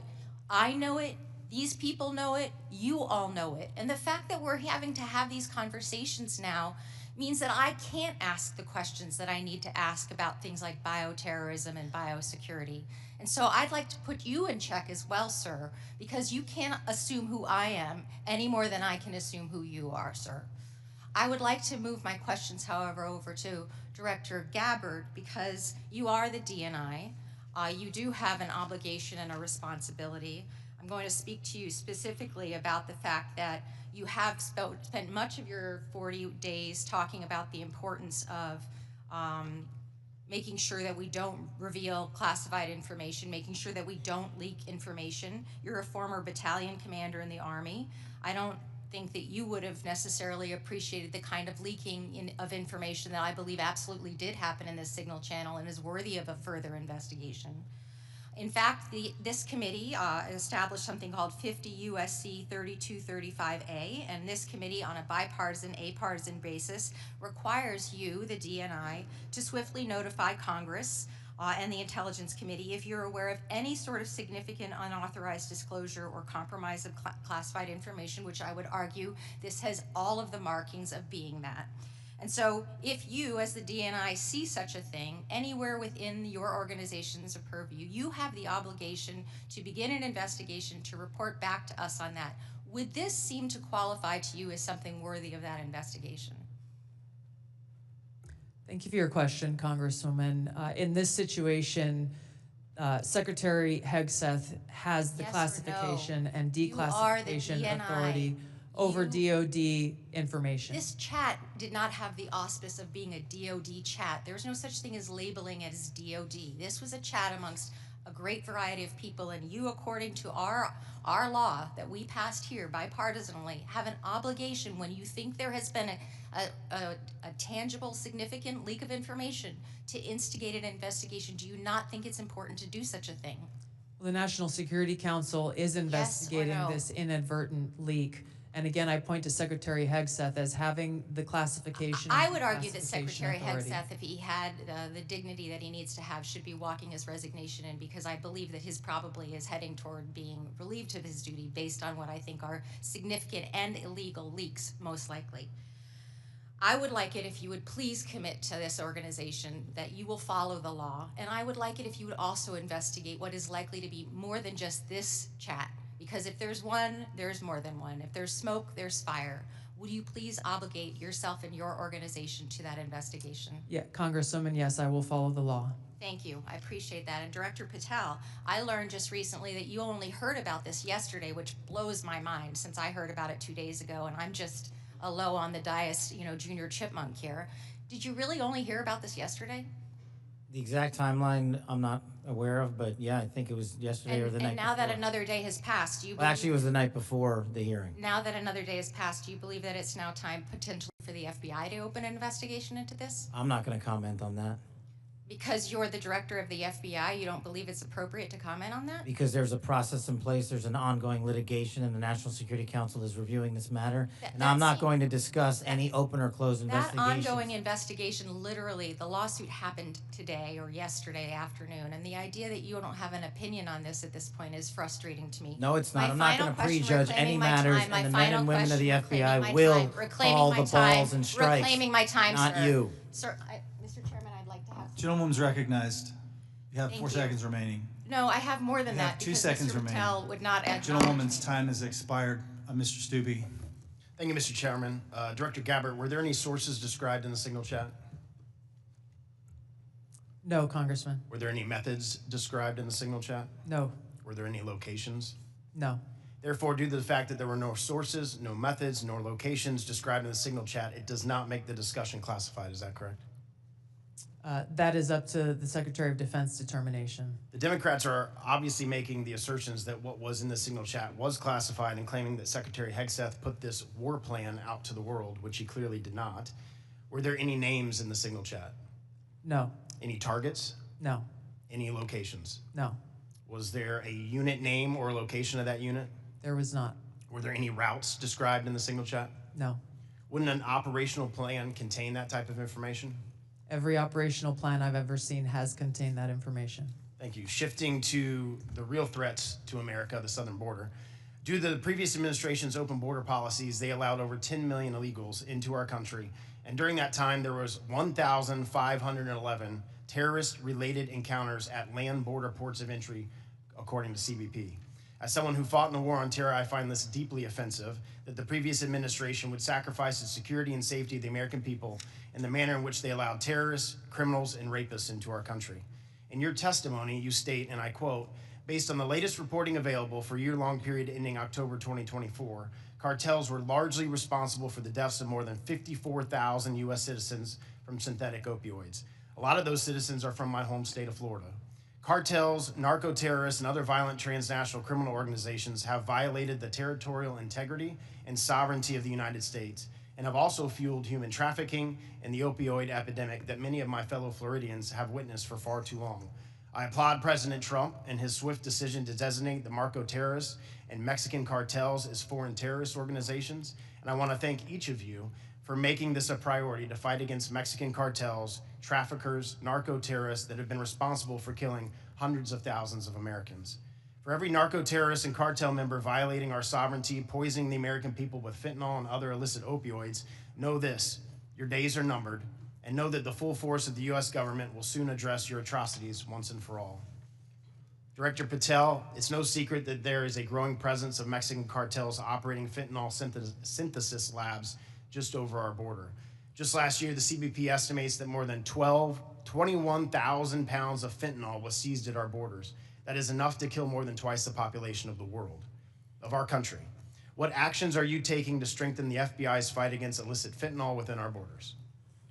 Thank you, Congressman. It's good to see you. We have made it a priority at the FBI because fentanyl and illegal narcotics kill an American citizen every 7 minutes. That is a national security crisis, not just at the southern border, but at the northern border. And the Mexican cartels, along with their illicit partners in the CCP and other adversarial countries that are doing harm, are not just taking the fight down south, but they're bringing it up north. So we need to be more vigilant as to what's coming in through our northern border as well. Known and suspected terrorists are flowing in through our northern border more than they are our southern border, I would say, because of the successes we've had in closing the southern border. But when it comes to specifically to fentanyl, we are making, to date, since January 20th, 383 kilograms of seizures of illegal fentanyl, which is enough to kill 29 million Americans. And other than enhancing border security measures, what would be the most worthwhile action the United States could take to eliminate the cartels and stop the flow of illicit fentanyl? I got one answer for you. They're making the precursors in mainland China, and we don't have the authorities to go after that fight there, and we need to take it head on, because without the chemicals and precursors, there is no fentanyl, and they are moving that material around the world and into the United States too freely. Director Gabbard, I'd like to reemphasize the threat that our adversaries are exploiting via fentanyl and other illicit drugs that are entering our country through the border and poisoning millions of Americans nationwide. It's essential that all components of our national security apparatus are united in their efforts to protect the American people and our communities from such harm. Is there any reason to believe that the Mexican government isn't doing enough to finally eradicate the cartels and other transnational criminal organizations operating just over the border? Congressman, I can only speak from my vantage point. As was stated previously by Director Ratcliffe, we have already been introduced to and begun collaborating with our counterparts in the Mexican government. Could there be more done? I would say absolutely yes. I know that the Trump administration across his cabinet are looking at opportunities to be able to do that. And Director Patel just hit on this with CCP and precursors, but to what extent have we seen other malicious actors worldwide partner with the cartels to infiltrate and target the United States? Related to the production of fentanyl. Yes, ma'am. India is one of those countries that is providing some of those precursor materials as well as equipment.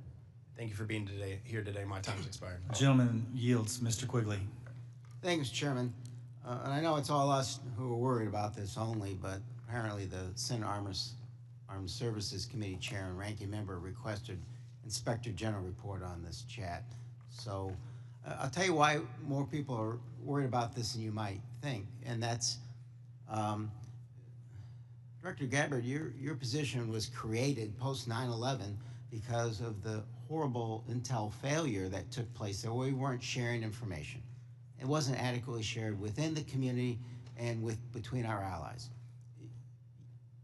We have to believe that our allies look at this as a colossal mistake and will at least hesitate to a certain extent, wanting to share sensitive information with us that keeps us safe because they're worried about their sources and methods as well.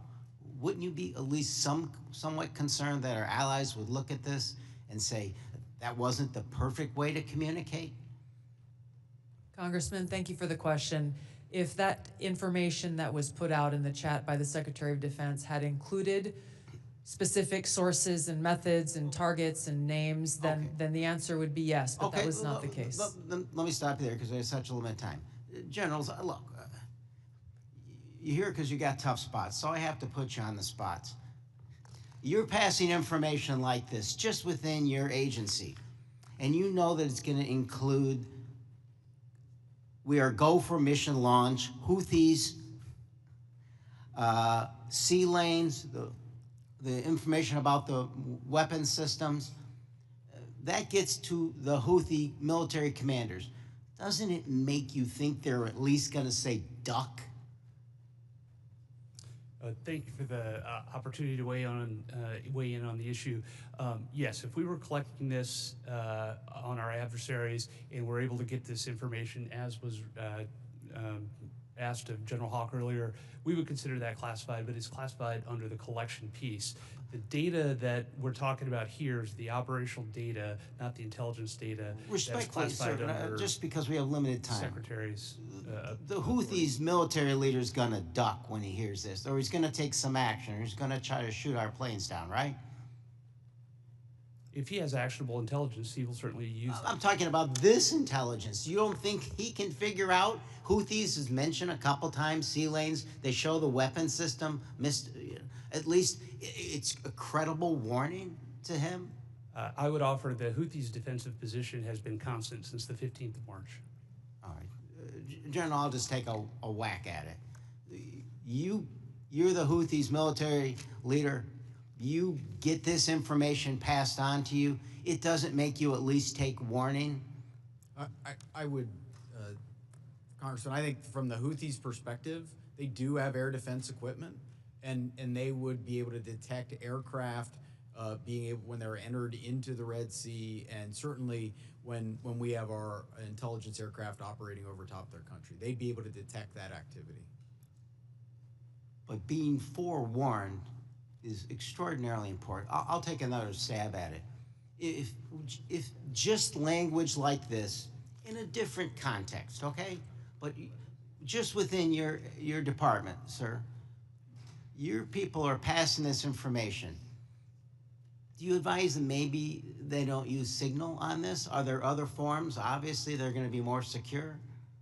What I would offer is the data that we would be passing would be the full target packages and the full set of operational information. Okay, but even if it was just this, do you really want to give possibilities that they could be breached, hacked, and they would get this information?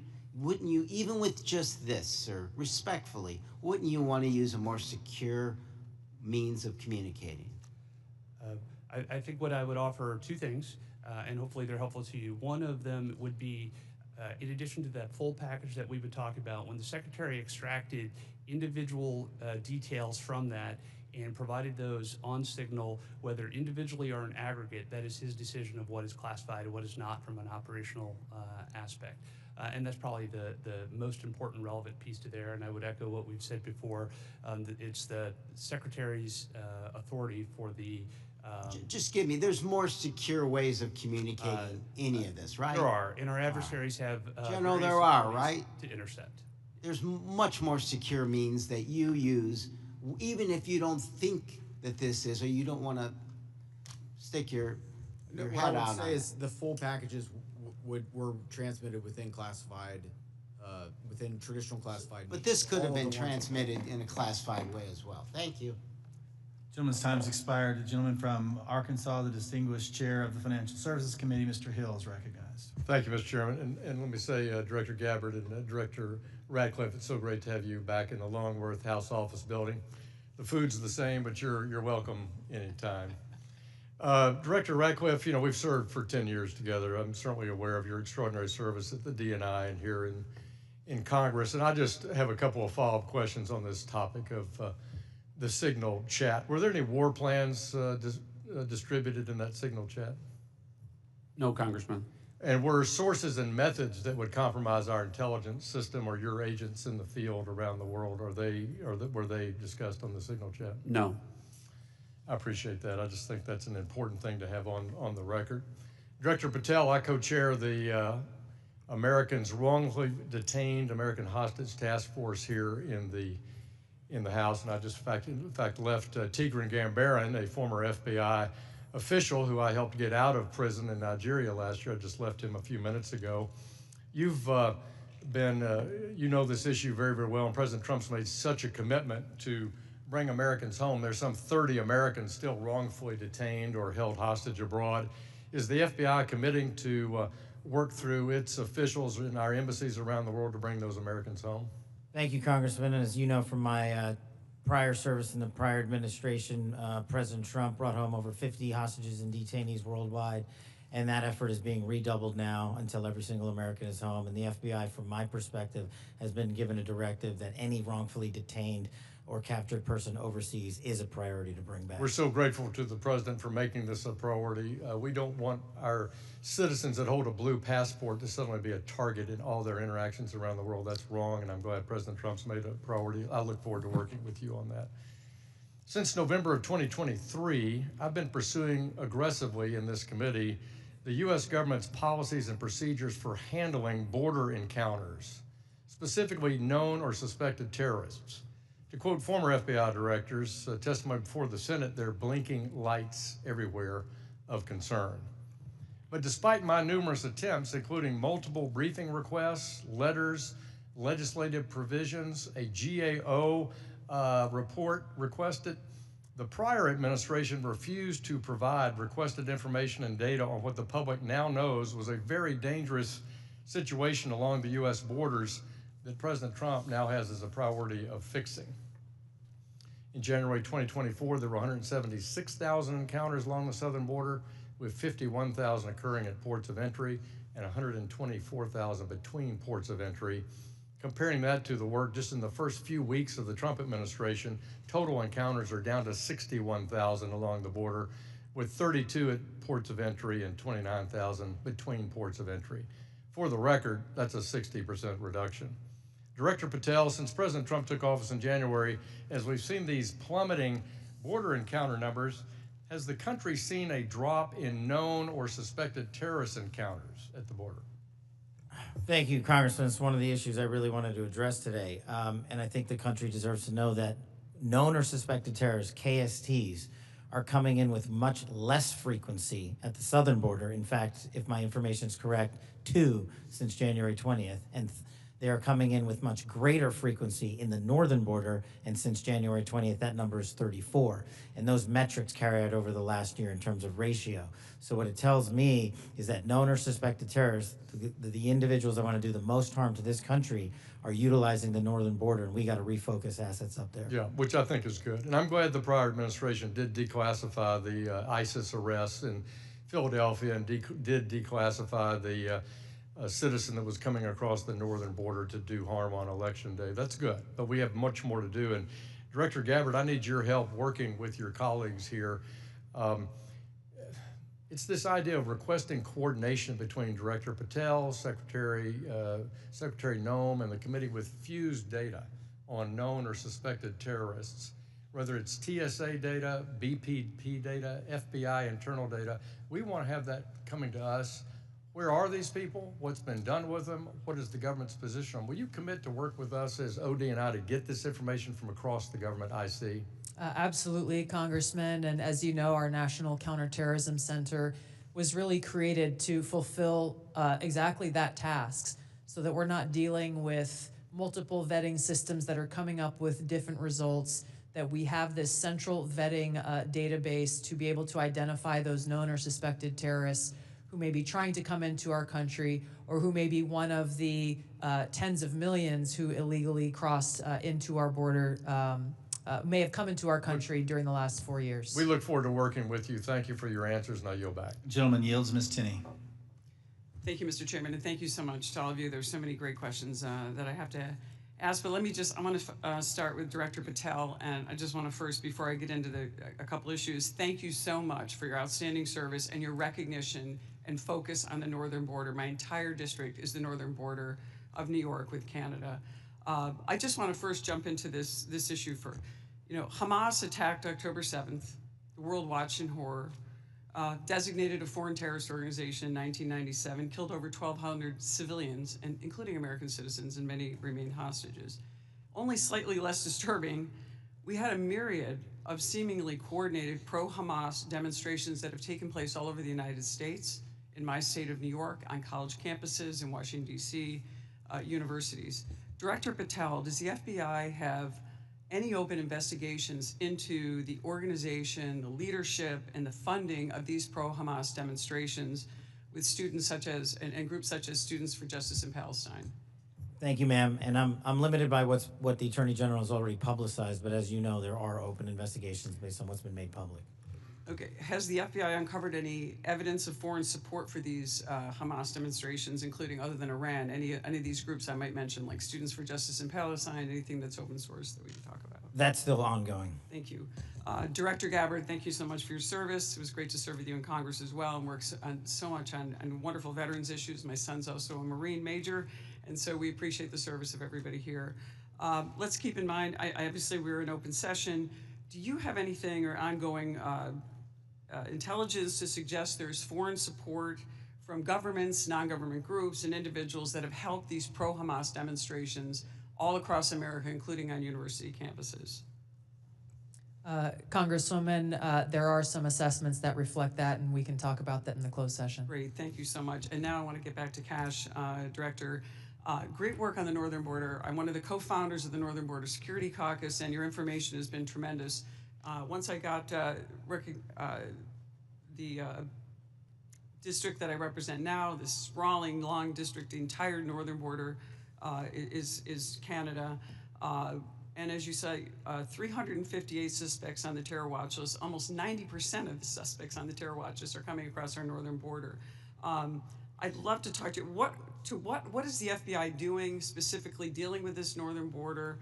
And what access point are you? Who are you working with? Is there a way that we have got a way to handle this with the foreign terror threats? And I say this in light of my district specifically, where New York State, led by Democrats, by the way, is notorious for their unwillingness to work with law enforcement.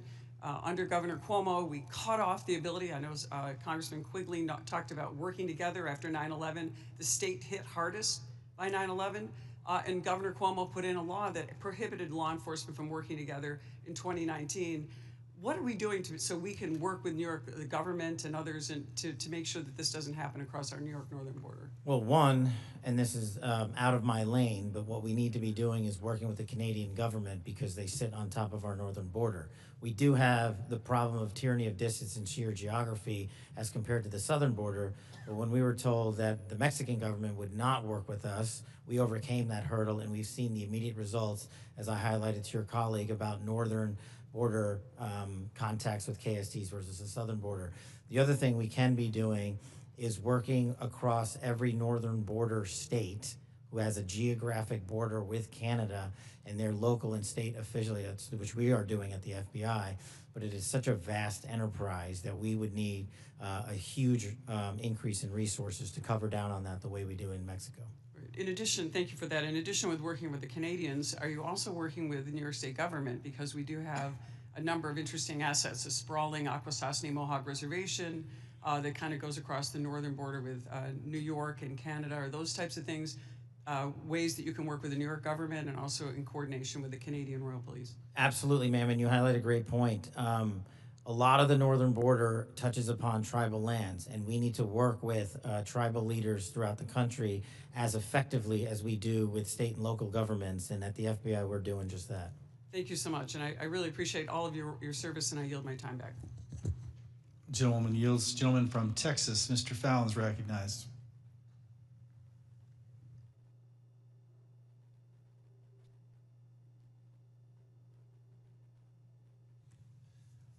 Thank you, Mr. Chairman. I appreciate it. Director Patel, many of us had grown, increasingly alarmed at at the sheer number of foreign nationals we're seeing caught spying on our critical infrastructure or, near sensitive sites in the country. One example is a Chinese national who's flying a drone, allegedly flying a drone over Vandenberg and taking pictures of the base. He was arrested in the San Francisco airport not that long after.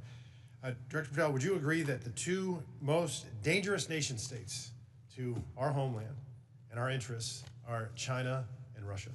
Yes, Congressman. So it would stand to reason that we should pay particular attention when foreign nationals from these two countries, who we've already established are the greatest threats to our country now and in the future, when they try to sneak into our country illegally. Absolutely, sir. Can you speak on the illegal migration we see from Russia and China and the differences that we saw from the first Trump administration to the Biden administration? Well, the problem you have when you have an effective resolution to that set of issues is that the enemy adapts. And what they've done is utilize, as we were just discussing with your colleague, the northern border to shift their resources and affiliations to pour in known or suspected terrorists through the northern border. They haven't stopped through the southern border. They just know that we are setting up a pretty monumental effort down there to stop any known or suspected terrorists from entering the country.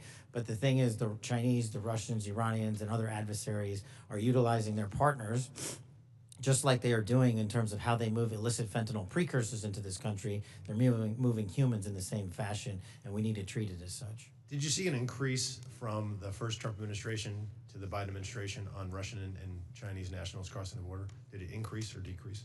Yes, actually, so the PRC nationals crossing the southern border from 22 to 25 was 178,000. And I don't have the number for the northern border, sir, but I'll get that to you. So, what we found was that there was actually a market increase, alarming, with the Chinese illegal migration increasing 527% all in, and Russian 2,400%. And if just 1/10 of 1%, some tiny fraction, 1/10 of 1% are actually asset sleeper agents loyal to Moscow or Beijing, they could wreak havoc and mayhem in a free and open society. It's very dangerous. And then those are the ones we know about. What about the ones that snuck across and we never found them? The unknown gotaways, if you will. So, Director Patel, there's also great concern about the increasing number of counterintelligence threats that are penetrating all levels and branches of government, both local, state, and federal. The number of elected and appointed officials willing to betray this country is becoming increasingly pervasive. Last year, we saw a former senior aide in the New York governor's office, Linda Sun, and her husband, Chris Hu, indicted on charges of money laundering and acting as foreign agents to the People's Republic of China. Ms. Sun used her position to block Taiwanese representatives from access to New York State officials. Instead, we're rolling out the red carpet for those PRC officials to have those meetings. I mean, that's some scary stuff. So when we have someone like Sue Terry, who also worked covertly spying on Korea while working simultaneously with various think tanks, and she had been national security official, and she'd worked for the CIA and the National Security Council. And because of her job, members of Congress and their staffs had access to these Korean intelligence officials, and she was paid with, thousands of dollars in luxury gifts. But Director Patel, I get that these investigations are ongoing and sensitive. But to the extent that you can, could you please briefly highlight the severity of these counterintelligence threats, including a rough estimate of the number of open counterintelligence cases that are pending? We have many, and I'll get you the exact number, sir, in closed session. But what it highlights is that the enemy is not relenting. They're actually doubling down and tripling down on their efforts, and there's no sector in government that they won't go to and try to infiltrate and penetrate access and turn people in this country against our own nation. So that is a national security threat of our time, as is the terrorism threat and as is the fentanyl threat. It needs to be treated as such equally, and at the FBI we're doing that. Thank you. And Director Patel, will you commit to providing this committee with classified briefing on the severity, the FBI processes and procedures, including defensive briefings related to counterintelligence threats involving elected and or appointed officials? For defensive briefings, Congressman, I commit to you that the FBI will give you everything we have in our holdings. I can't comment on other people's. Thank you. And Mr. Chairman, I want to thank all the witnesses for being here, particularly Mr. John Ratcliffe, Congressional District 4 as well. I yield back. Gentleman yields. Just got notice that the baseball shooting report discussed by Vice Chairman Kelly earlier today has been delivered to our SCIF, and I appreciate Director Patel, your responsiveness to that issue. Thank you so much for your commitment and the appropriate transparency demonstrated in that. We appreciate that very much. Since each member has had an opportunity to question our witnesses, I will now close this portion of the hearing, and we'll reconvene in closed session at 2 p.m. in the HIPSI spaces. I ask the public and staff to please remain seated until our witnesses depart. Thank you.